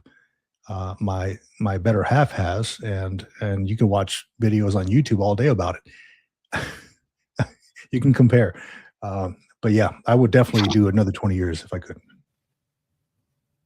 Yeah. And I mean, even if you don't want to go straight to active duty, you could always go reserves, right? If you want to try it out and dip your toes in the water and see what it's like, and do 1 weekend a month and 2 weeks a year, and still be, I mean, you potentially be getting deployed really soon, because they pull a lot of people from reserve units for deployments just to backfill, and especially right now. But you can dip your toes in and be a reserve member or a National Guard member, you know, and do it part-time. Yeah. And get some of those benefits and get a taste of it. Yeah. So if you're going to go Marines, just know you're not dipping your toes in the water. You're dipping your toes in the lava. So get ready. Get ready. So yes, do it, man. I mean, if it lines up with what you want to do and the lifestyle you want, ID 6584. You got my support, brother. You got our support, I think. Yeah. Let me see. Oh, Hellfish says 70 or 70, 47 and a half. Sergeant Stacking. Hey, Vic and John, good to see you. Good to see you too, man. See you too, man. Sergeant Stacking does these things with silver. He does these silver molds, like these custom molds. It's pretty incredible stuff. I've not seen anybody else do something like that, but he does some very interesting things with precious metals. Damn. Gotcha. Got him. Gotcha. Yeah. Oh man, that's good. Love That's that a good comment. one. Thank you, Oliver. Let me see. I'm reading some of these comments here. There's so much with drones and cyber now. Yeah, absolutely. There's a gentleman that I spoke with. I think I had him on the Green Logbook a while back, and he runs the oh gosh, what's the name of his organization? I'll give him a shout out here. Remote Warriors LLC. So he's a big advocate for mental health for the drone community, drone operators. He himself was an MQ-9 Reaper sensor operator and instructor evaluator. His name is Tanner Yackley. Shout out to this man. Awesome dude. Awesome dude. So yes, there are a lot. He can tell you all day what there are with drones and cyber. Good dude. I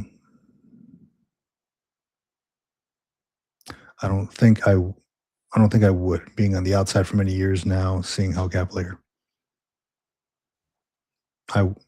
Okay. Yeah. I mean, at each their own. I mean, you may not want to, you may want to. It's a decision. There you go. There's a how cavalier our government has gotten with sending us all over the place is troubling to me. Yeah. I get that.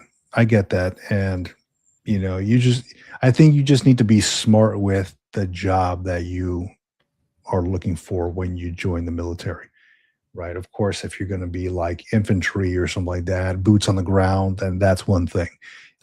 If you're going to be logistics, you're probably going to be like an RBE, a remain behind element. It depends on your job, but you have to choose smartly as well. Because at some point in time, I mean, you can't serve in the military forever. So choose a job, a career choice that you could potentially do while you're out of the military. Springboard. I have a good friend who was a tanker in the Army and couldn't really do anything on the outside. Like, what do you do when you drive tanks all day in the Army? What do you do in the civilian world? You Amazon driver? I don't know. I really don't know. Like, what do you do? What does that translate to? So you got to choose wisely. Let me see here. All right, I got this other one here. No, that's not the one. Let's pull up the other one here. Bamsis. Let's see if I got it.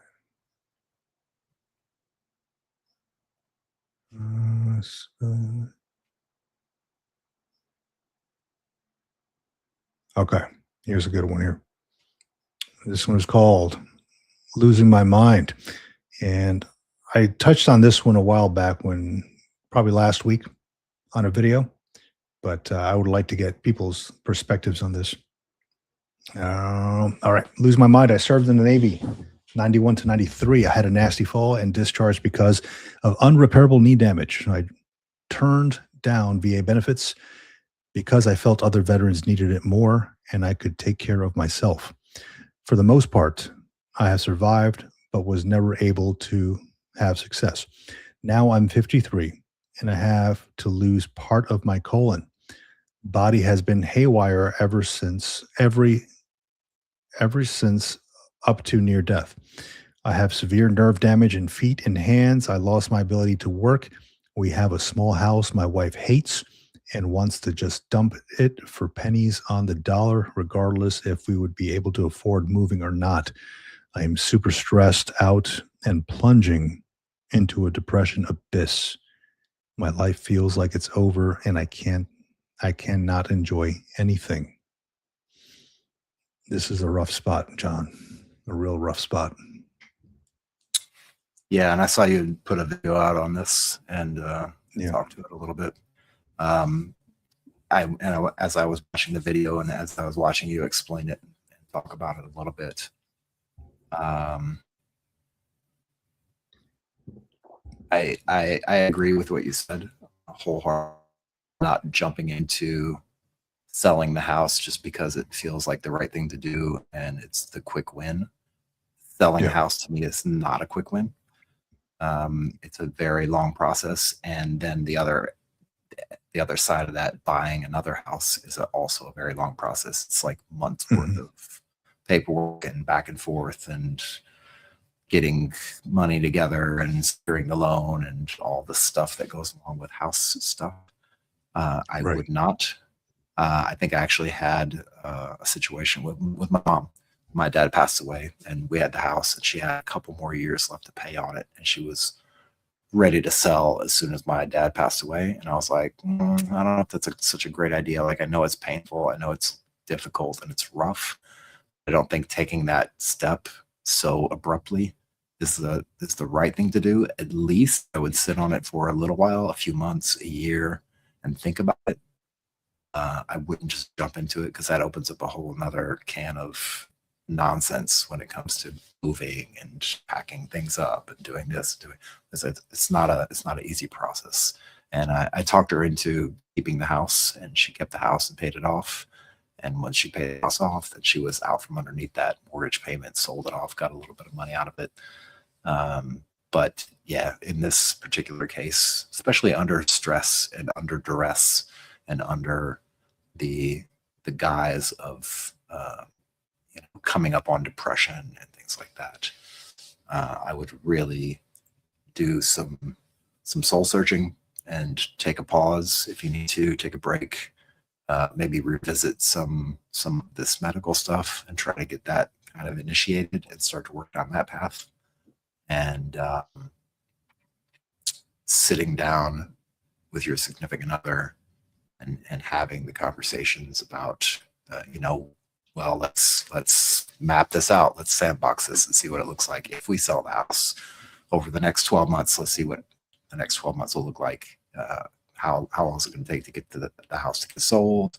Do we have another place to go? How much is that place going to cost? How is that process going to work?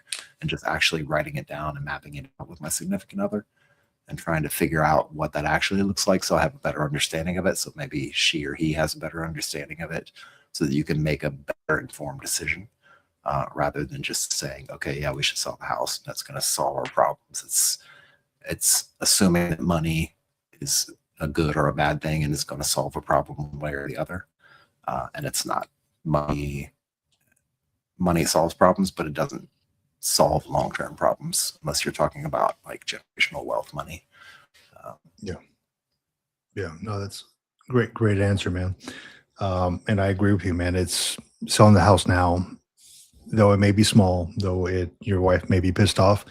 I have this feeling that, hey, once you sell the house, you're going to kick yourself in the ass on the back end, because houses aren't cheap these days. So you have what you have, and maybe hold on to that thing, right? Potentially, once you get everything situated, find yourself another house and potentially rent that house out. Now, I know of several older vets who kind of felt the same way, right? Like, I don't want to take away from another veteran who would need it if I don't need it now. And now that he needs it the most, he doesn't have it. So the best thing I think this person can do is gather all the evidence that they have, medical evidence, reach out to medical facilities, document timelines, from when they were in service, what they incurred, what they experienced, and everything throughout the timelines up to now, up to today, how it's gotten worse, and potentially buddy letters, things like that. Get with a good VSO, an accredited VSO, and submit that stuff, because it's just going to get worse, man. I just got to be honest with this guy. Like, this dude's having issues with his colon, or he had to lose part of his colon. He says it's just going to get worse, man. And now he has severe nerve damage with hands and feet. It doesn't sound to me like it's going to get better. So start with a VSO. And potentially, if you lost your ability to work, and your wife is your caregiver, she could potentially get paid as well for being your caregiver. Yep. So there's an option there. So I don't know if he mentions anything about finances. I don't know what this person's financial situation is, but it sounds like they're at their wits' end with the house. Maybe they overpaid for their house, and it's too small. Wife hates it. Right now, don't sell anything, man. You're gonna kick yourself in the ass on the back end unless you know where you're gonna move. You're gonna move into a smaller apartment, something less expensive, something like that. I wouldn't sell it if I were you. Don't make a rash decision now that you're gonna regret here in probably tomorrow or next week. So, yeah, it's unfortunate with a lot of these older folks in that mindset, right? That's a mindset a lot of like Vietnam vets had. Like, I don't want to take away from somebody else. You're not, though. You're not. Get evaluated. And don't be the one who doesn't get evaluated because everybody else is going to be doing that same thing. Get what you earned, man.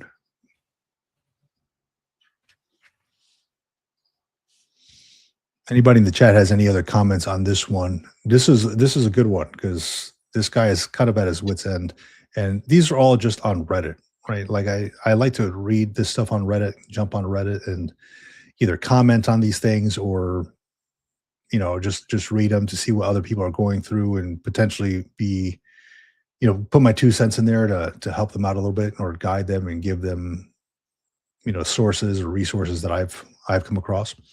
But this guy is looks like, I mean, he says it, he's really stressed. He's plunging into a depression abyss, which is not good, and maybe just to make things simple, I think communication as well is a big part of this. I don't know how well the communication is between this man and his wife, or whoever he says wife, right? So communication is big, man. So you all need to get on the same team on this. If one person's going one way and the other person's going the other way, it's like a tug of war, man. You're never going to make ends meet.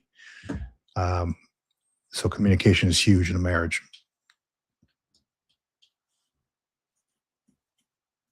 Yeah, the Veterans Crisis Line. Oh, Brian Hahn, man, welcome. Yeah, check out Veterans Crisis Line for help with depression. Yeah, 988, my man. VFW. Tony Slaughter says, try the VFW. Yes, I agree. Let me see some of the comments that got posted up on here. Yeah, a lot of folks are in this specific Reddit mentioned, get your records, talk to a veteran support organization, VFW, American Legion. Somebody else says you can't turn down VA benefits if you served in and fashion other, what? Okay, well, whatever. You can't turn down VA benefits. They're your benefits. You've earned those things. You just have to activate it and get with somebody like a VSO to activate those things. So let me see here. So good one on that. Anything else on that one, John? No, just communication is important.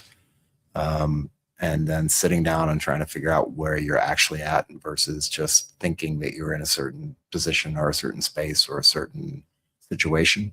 Like sitting down and actually walking through that, whether it's talking about it or writing it down or just going through it on your own with some quiet space, to get a really good assessment of what you're actually going through, and not jumping off the deep end, trying to solve things in the short term that are going to potentially harm you in the long term. That's right. Making those quick, rash decisions without sitting down and actually thinking about it first, maybe talking through. There's a rule I personally have. Like if it's not something that's really pressing, but it is a big decision, I usually will think about it overnight. Yep. If I feel the same way, like if it's a big purchase, right? I'm like, do I really need this? Usually I'll change my mind the next day. Like, it was nice to have, but let me take this thing out of my cart or whatever it is. Yep. So if it's a big decision, like, hey, we need to sell the house like ASAP, take a breather, take a step back, think about it, revisit it the next day, and potentially your mind will change, or you'll think about things that maybe you weren't thinking about it during a time of stress. see here. Oliver Russ, yeah, a good VSO can change your life. I agree with that. Okay, let me bring up this other one. This is a pretty good one here. Oh, where the hell am I? Populating. This was always a popular one here. Uncommon or unknown VA benefits. Please share. What are some uncommon or unknown VA benefits that you know of or have utilized that others might not know? For example, I met with a social worker at the VA and had a living will made up before I gave birth to my first child. A coworker of mine had no idea this was offered and did the same thing using a few months ago. Same thing a few months ago, excuse me. Great topic, because there's always something when I'm searching, John, when I'm scouring all these veteran benefits, whether it's a federal or state benefit, I'm always finding something new that I didn't know of. Is there anything that you maybe have come across that in your time that maybe other people have never found out about or didn't know about, or maybe a lesser known thing? VA specific? I mean, it could be any like veteran benefit, not VA specific. Yeah. I mean, it's probably lesser known. I don't know how many people know about it, but like this parks thing, within the United States, if you go to, because they're federally funded and federally run. So if you go like Yosemite or some of these places, you can actually get access for free, and you can renew it every year or 2 years where they give you a little card. Those are kind of nice if you're doing traveling after you've got out of service, especially if you're retired. Want to do some traveling, those are nice places to visit and hit, and you can get in for free, where a lot of them you have to pay to get in. They're not all free, unfortunately. It'd be nice if they were free for every single American. That's what I would push for. But yeah, veteran benefit, that's one that pops up in my mind. The VRNE is a lesser known VA benefit that a lot of people still don't know. I mean, we talk about it constantly, and there's a lot of people that I run into on a daily basis who still don't know it. Is never heard of it. And Yeah, I agree. The best benefit. That's probably, I would say that the VRNE is probably one of the best benefits I've ever come across. And within the VRNE, the tech package is one of the best benefits I have ever seen from the VA. I mean, there's VA home loans, there's other things that you can get, but they, to have them send me a straight up like laptop MacBook and a printer and everything, I'm like, wow, this is pretty amazing. So yeah, there are a lot of good ones. I would say another good one that I personally use is the insoles, custom insoles for your shoes. Like if you have issues with your feet or anything like that from all those years of marching or ruck marches or humps or whatever you call them, you can go and get free insoles. And these are not like the cheap insoles that you get from the Walmart, like Dr. Scholl's or whatever. These are like custom made. You go to a podiatrist and they have you step in some foam, and then they create or send it out to get something created and call you back in, and they make sure and shave it down, make sure everything fits accordingly. These are custom made insoles. So definitely jump on that, because I didn't know that existed until somebody mentioned it to me. I was buying one of those, the orange insoles from the Exchange, Super Feet, I think they're called. And some old dude, he's like, hey, the VA or the medical will get you those for free. I'm like, huh, let me check this out. So thank goodness for old guys, right? Or old people, old women, guys, or whatever. Yeah, thank goodness for the sneaker net, the word of mouth network. Yes. And the 616 Love said, I get free custom insoles and shoes. So I'm curious about the shoes part. I've heard about the shoes. And what kind of shoes? What are we talking about? Like, can I go to ask the VA, hey, can I get a pair of Reebok pumps or something? Or what can I get? What are you talking about? I also see it on here as well on this comment. You can get 2 pairs of new shoes per year from Podiatry Prosthetics if you need something specific. I also understand, and I have yet to reach out to. No, actually, they sent me face cream, moisturizer, and you can get skincare products from the VA. Retinol, salicylic acid, sunscreen for free. You just have to see dermatology to help find the product that meets your needs. So I saw dermatology sometime last year. So definitely, if you need, like, moisturizer can be expensive, Yep. and I mean, look at John. John moisturizes every day. That's why he's why I look 77. 75. That's why he's 77 and looks like he's 28 years old. This man puts the lotion on the skin and then gets the hose again.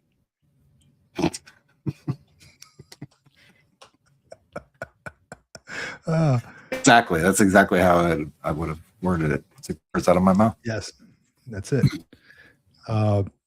Brian Hahn, free reading glasses from the VA. Yes, absolutely. You get free glasses from the VA. I got mine right here. They fit well. That's all I need. And I got my reading glasses somewhere floating around here. But, and they have a pretty nice selection as well. So definitely recommend it. And they work well. So I have another pair of glasses. I had another pair of glasses. These are my second pair. Usually they give you a pair every 2 years, right? You have to go and get your eye exam. I left my other pair of glasses in Guatemala at my Airbnb. And I'm like, I could not find them. And so I emailed the VA. I'm like, hey, went on a trip, left my glasses. Can I get another pair? And I had to get it approved and all that stuff. But within a week, I had these puppies in my email, or in my email. What the fuck? My mailbox. In my email. Yeah, they emailed me glasses. Nice. Yeah. They emailed you a copy of your glasses.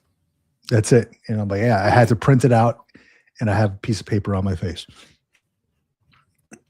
Hellfish Haven, I heard about this too. The rock climbing, yoga, Tai Chi, massage therapy. Isn't that through Community Care, I believe? Correct me if I'm wrong. Could be. Yeah, you guys get a lot of more benefits than I get because you have the VA facilities here locally in the States next to you, hopefully next to you. I don't get none of these things. I'm in the Philippines. So, we don't have VA facilities. So all the stuff that I get is remote stuff or stuff that they can actually send out maybe. But yeah, you may not get the like those orthopedic shoes. You might get some like Italian leather shoes, right. Some Alfanis or something like that. Some nice chukka boots, So yeah, Brian Hahn said, yeah, special fluoride toothpaste from the VA dental. Yes, I agree. So VA they gave me this thing, right? So I had messed up my shoulder and I was feeling some shoulder pain. And they gave me it's like a Motrin cream. Have you ever heard of that? Motrin cream. I have. So they have Motrin cream, and they also have a thing called Voltaren cream, which, if you know, Voltaren is usually for like really deep back pain. They may or may not prescribe it in the States, but Voltaren's a big thing that I used to take as a pill, and they actually have like creams and stuff that you can get for it. Yeah, so they send me that, and it's all right. I guess it has to seep into your skin, and you have to continuously use it. So yeah, it's okay. It's okay. Oh yeah, 660 Love says they send you to an outside vendor, pair a year. They may not be Nike or that, and they are good for everyday use. Slip-on boots and lace ups. All right, that's good to know. That's good to know. So you're looking like Fred Munster walking around, huh? Gump, okay. Tony Slaughter, Forrest Gump shoes, yeah. Hellfish Haven Whole Health Program. Appreciate that, man. Forrest Gump shoes. Yeah, man. The run, Forrest, run. Retinol, yes. Retinol is the stuff. Yes, I agree. Let me see what else we might have. I can't forget about the those Medcline pillows. I know Navy Cop has one as well. The Medcline pillows. The VA hooked me up with one of those. If you don't know what it is, I'll pull it up here. Man, this is a good piece of gear. I use this thing every night. So folks who are like side sleepers and have shoulder issues, or folks who have GERD, and then you have to kind of sleep at an angle. This right here is legit. Let me share this screen here. Bamses. Here we go. Medcline. So they work directly with the VA. You just have to request one of these pillows from your VA doc. It says, we are proud to serve VA patients or VA patients. We're proud to serve VA patients and their clinicians. Let me show you what it is. So I'll show you the one that I got here. Come on. What the hell? Here, this is the one I got. Shoulder relief system. So look how happy she is. Your arm goes in there and you sleep on the side. It takes a little while to get used to, but then you'll be sleeping like this. How old is this guy? 32? He's not 77, that's for sure. No, he's not 77 at all, man. No. But you'll be sleeping like that, like a baby. And this stuff, they'll send it to you. I had a FedEx box show up on my front door, and legit, man. It's all like vacuum sealed, but this is essentially what they sell you. And this therapeutic body pillow, it looks like a question mark or something, is amazing. It's amazing. So definitely jump on that. That's probably one of the better things I've seen. Let me see. Go to the comments here real quick.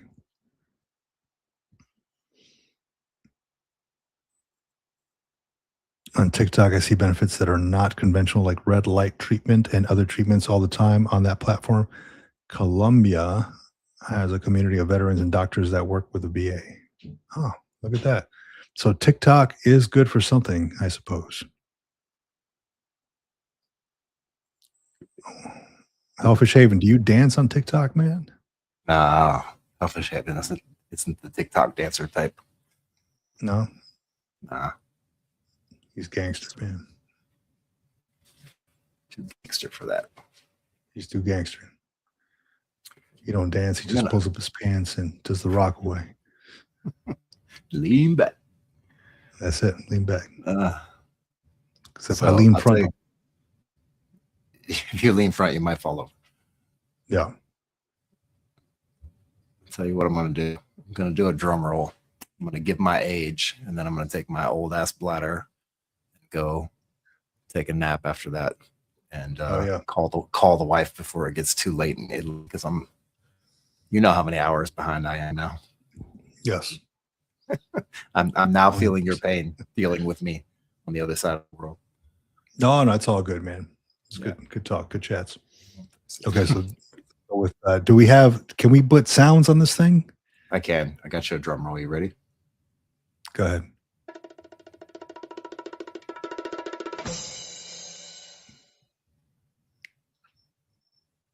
The real age is 49. 49. Look at that. He looks good for his age. 49 years old. Trick is to tell people that you are 10 years older than you are, and damn, they're like, hey, what do you use? Well, I use the free retinol that they send me from the VA. That's right, all over my face. Moisturizer, yeah. And then you get the hose again. So absolutely. What are you going to show us? I thought you were picking up your retinol. I was like, oh, this dude's really got it. Turning off my one of 7 mics that I had, trying to get the microphone working for this. Such a makeshift setup, but it works. Works good. No, it's all good, man. It worked well. It worked well. So it makes me want to take this laptop, and I showed you my microphones that I have, the little DJI mics and all that. So take that with the little DJI camera. It's just an on the go type of thing, type of deal. Even with a phone, right? The thing is, I tried to live stream the phone before, and then I started getting a call, and then like it starts buzzing and stuff. I think Yeah, you got no, to I set put to do mine not in disturb. do not disturb. Yep, yep. But yeah, I got my phone up here, turned around. I got it on my little quad lock stand, so it's able to point this way.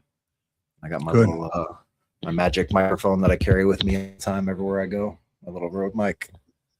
It's just I like here it. off camera. Excellent. Plug it all in USB. Done. Put earbuds. Yeah, it all works well, man. So your microphone is the Rode mic, or are you using the earbuds just to hear?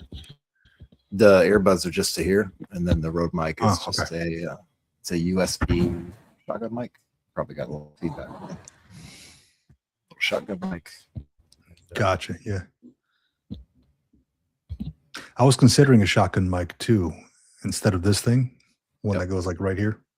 Yep. So Put it right outside the camera, point it down, and yeah, picks up everything. considering that, but we'll see. We'll see. With that, we're still going to do our Sunday show, right? Our Sunday show is coming on. You're going to be back here Sunday. I will be in the air Sunday again. In the air Sunday. So, Yep. so here we go. And one more time, I'm looking for a guest then for the Sunday show. So a temp co-host. Oh, look at that. See, it's already telling me. Let me do this here real quick. Uh-oh. See? I got you. Hold on. The tactical setup wins again. Nice. You know why?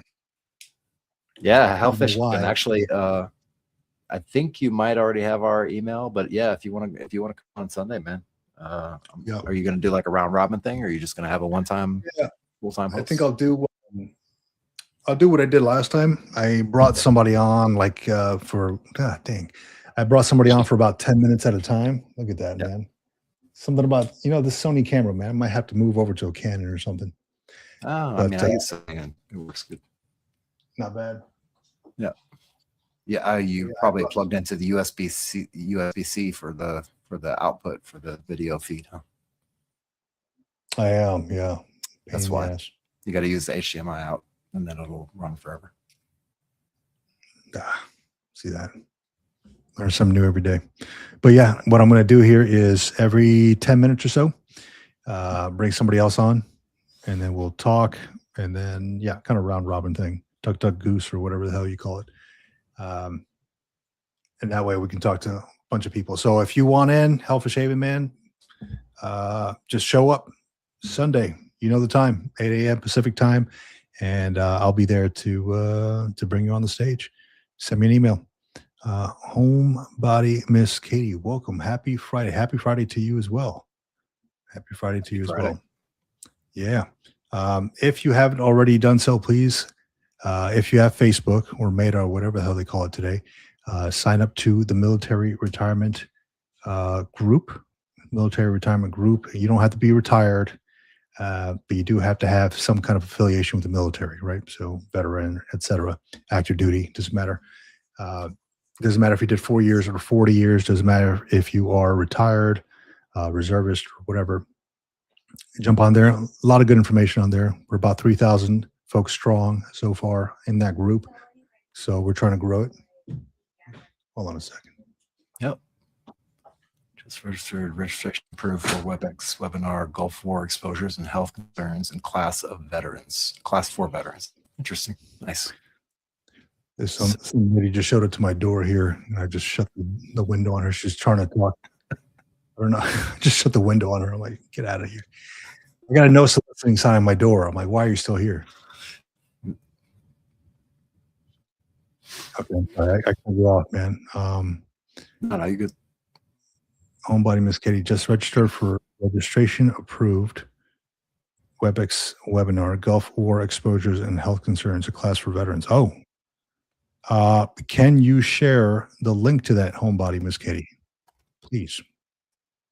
I'm very curious about that. Gulf War exposures.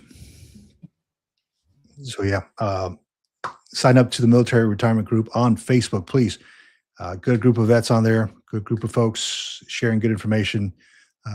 I post a lot on there regarding the channel, regarding, veteran updates, legislation, things like that. So definitely reach out and sign up. John and I are the admins on there, so we can add you on there as long as you answer the questions, and add you on there. I approved about 7 of them the other day when I was bored out of my mind at the airport. Right on. So I do ask for the emails on there as well, because what I'm doing is I'm compiling a bunch of emails from folks, from veterans, and we are going to be sending out. I'm still working on it, trying to figure out a way, but yeah, like a newsletter, if you will. So it's going to have stuff for vets, events. I would love to get like people who are retiring or having like significant things and going on in their life, so that way we can share it on the live stream. Maybe that would be cool.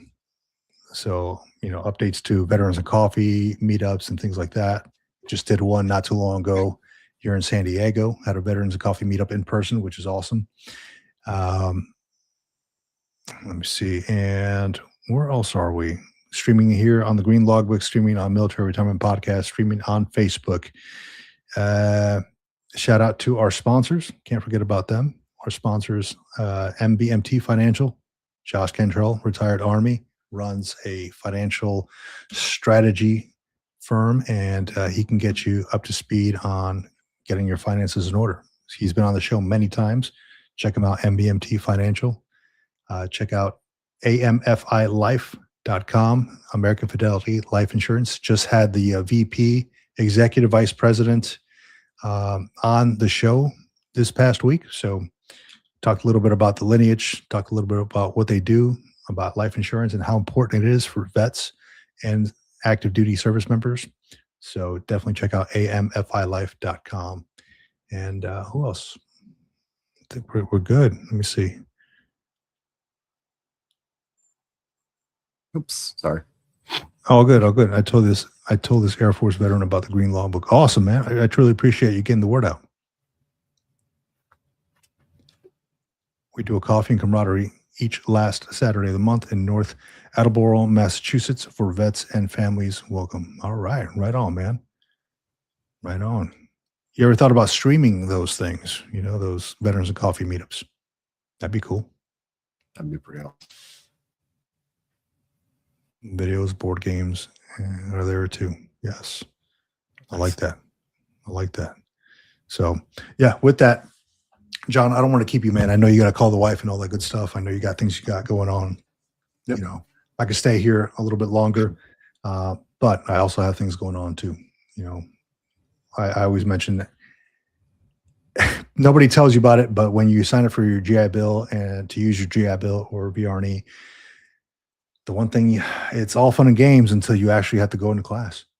That's the one thing they don't tell you about it. You actually have to do classwork and homework, right? So the fun has begun.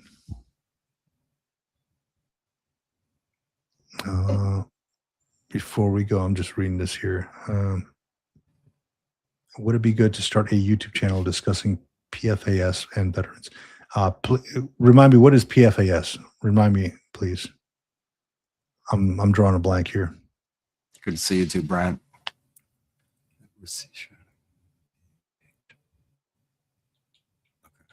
Yeah. Yeah, good to see you, Brian. Homebody, Miss Katie, if you want to drop a link, you can drop a link in the chat there. Mm-hmm. Oh, Forever Chemicals, yeah. So, John, I don't want to keep you, man. If you got to take off, I can answer some of these questions, man. No, it's all good. I was going to say to Tony, I mean, if you don't want to start a YouTube channel and you want to discuss something very specific in PFAS, which I also don't know what the acronym stands for, it sounds like it's an Air Force related acronym.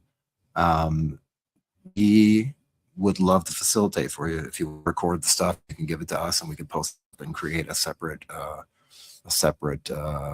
video kind of folder for it. If you do that and you don't want to go through all the nonsense of putting together a YouTube channel, we're happy to facilitate that for you as well if you want. Yes, absolutely. Oh, you know what? I think I have the settings turned off for the link. Let me see if I can do something with these settings. Oops. Here. Sorry. Moderation, reactions, pop out chat, community moderation. Let me see if it'll let me do something on here. 18% presenters, Frederick. I'll see if I can find it. ET presenters, Frederick ET. There's Frederick. That should be like Frick VA, maybe. Frederick, Maryland. Species Theater Project. I'm doing all this on live. Oh, here we go. Maybe permissions, manage permissions. No, add, upload. I'm trying to help you out here, homebody Miss Katie. I promise. Oh man, where is it? Where is it? I'll get this. I'll figure this out. You would think I would know YouTube a little bit more.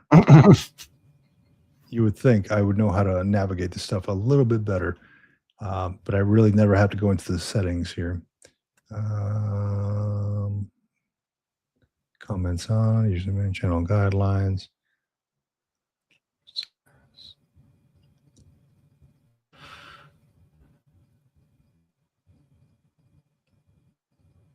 Oh, here we go. Let me unlink that. Okay, homebody Miss Katie. Go ahead and try sharing it now. I just turned off the restriction for links. So there you go. Tony Slaughter, more veterans need to know.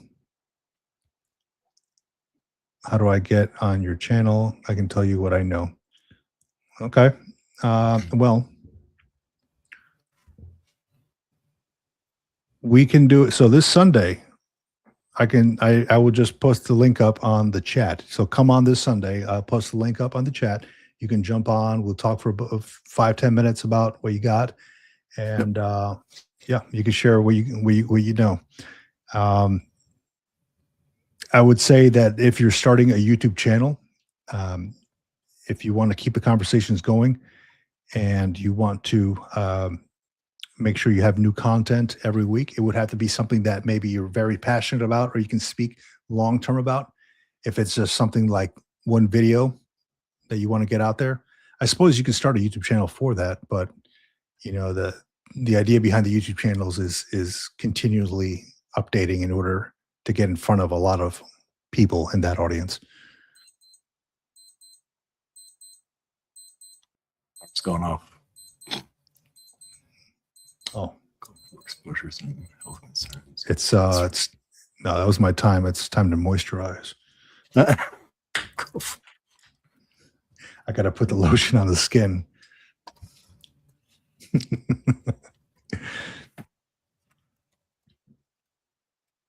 But by all means, Tony Slaughter, start a YouTube channel, man. I'm a big advocate for vets to start podcasts and YouTube channels. I fully support that. I fully believe that we all have a story to tell, and we don't know if one person doesn't share it, you know. So you could have some information that nobody else really knows about. So please share it, and feel free to use our platform for that as well to get the word out to the masses. Brian found the link. It's the YouTube setting button next to the picture of the red crayon. What the hell are you talking about? This fucking guy. No wonder I was over here biting my screen. I just saw a red crayon. All right, Katie, let me know if this is the right link or not. Hopefully it is. It looks like it is. I'm pretty good with the Googles. So.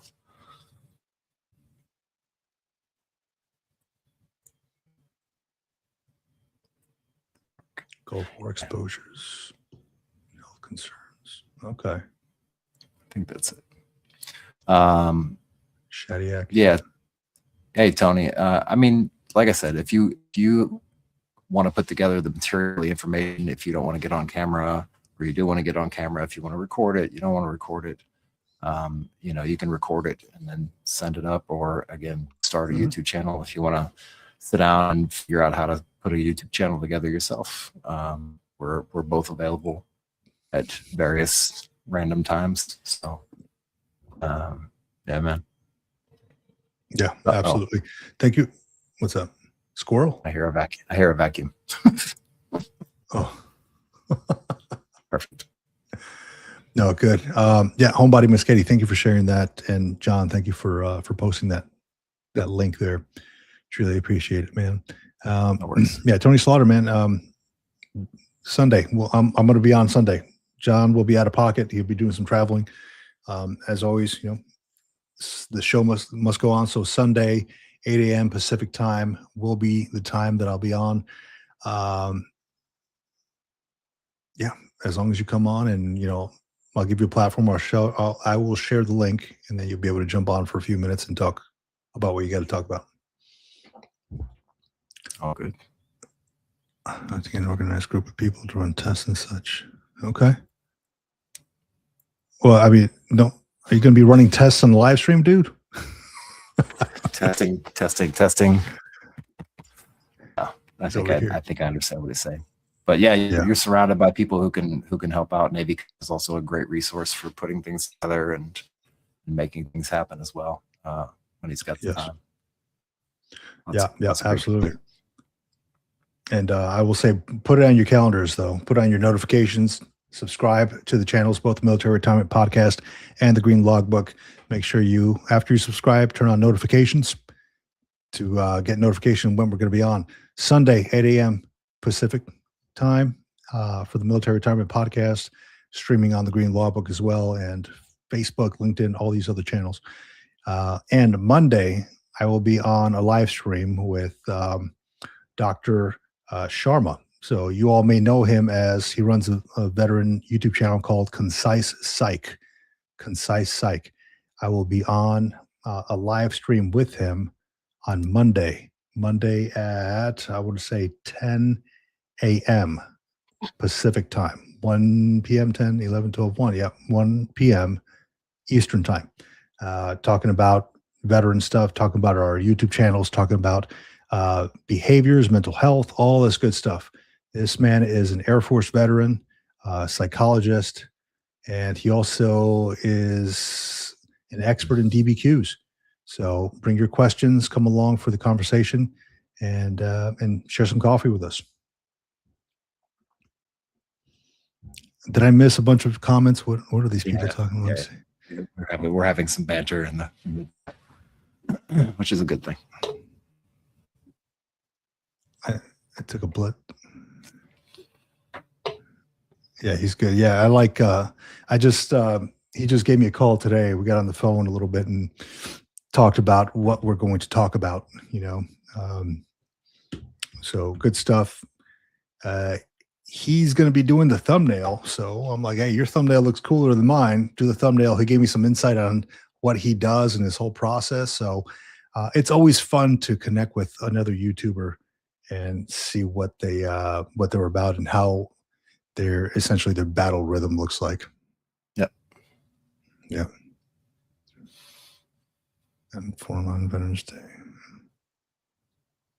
Okay. What the fuck? Brian Hahn, what are you talking about, bro? What are you talking about, bro? No colonoscopy. Look, Brian, man, if you want us to live stream your upcoming colonoscopy, I'm going to have to turn that down, buddy. I can't do that. I know that's kind of a roundabout way of you asking if you can, but I can't do it, man. No, no matter how nicely you ask. Yeah, either that or you're no colonoscopies and no vasectomies on the live stream. I'm sorry, man.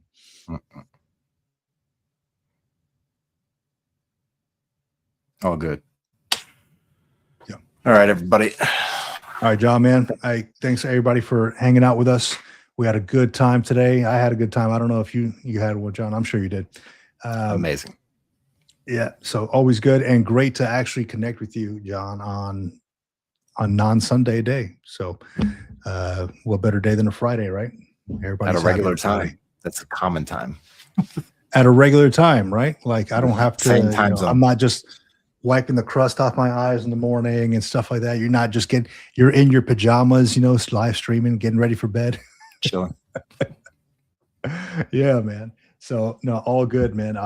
Truly appreciate you coming on and taking time out of your day, of course. And everybody in the comments, man, thank you for coming by. Brian Hahn, I see you. Homebody Miss Katie, thank you for stopping by. Tony Slaughter. Let me see who we got. Green Log. I'm calling myself out here. I just the Green Log, man. Love to have you. Elfish Haven, Tony Slaughter. Let me see. I'm sure I'm missing a whole bunch of people. I'm going up. 660 Oliver Russell, love. man. 660 love. Everybody who joined us here. Navy Cop Love for a yourself. few minutes. Navy Cop, Sergeant Stack, and ID. Thank you for the questions. Mo Perspective, always welcome. Oliver Rust. Reading York. Yeah. So all the folks, if we missed you, we're sorry. Adel Moser, if we missed you, we're sorry. Thank you for joining us. Is an ACE exam something to fret about? Are you fretting about it? I don't know. What is an ACE exam? Don't stress. It's just an exam. Yeah. You'll pass. You'll be all right. All right. With that, thank you all for hanging out with us on all the channels, Military Retirement Podcast, The Green Logbook, LinkedIn, Facebook, all the good places. Thank you all for hanging out with us today. With that, Thanks for all your great questions and comments out here.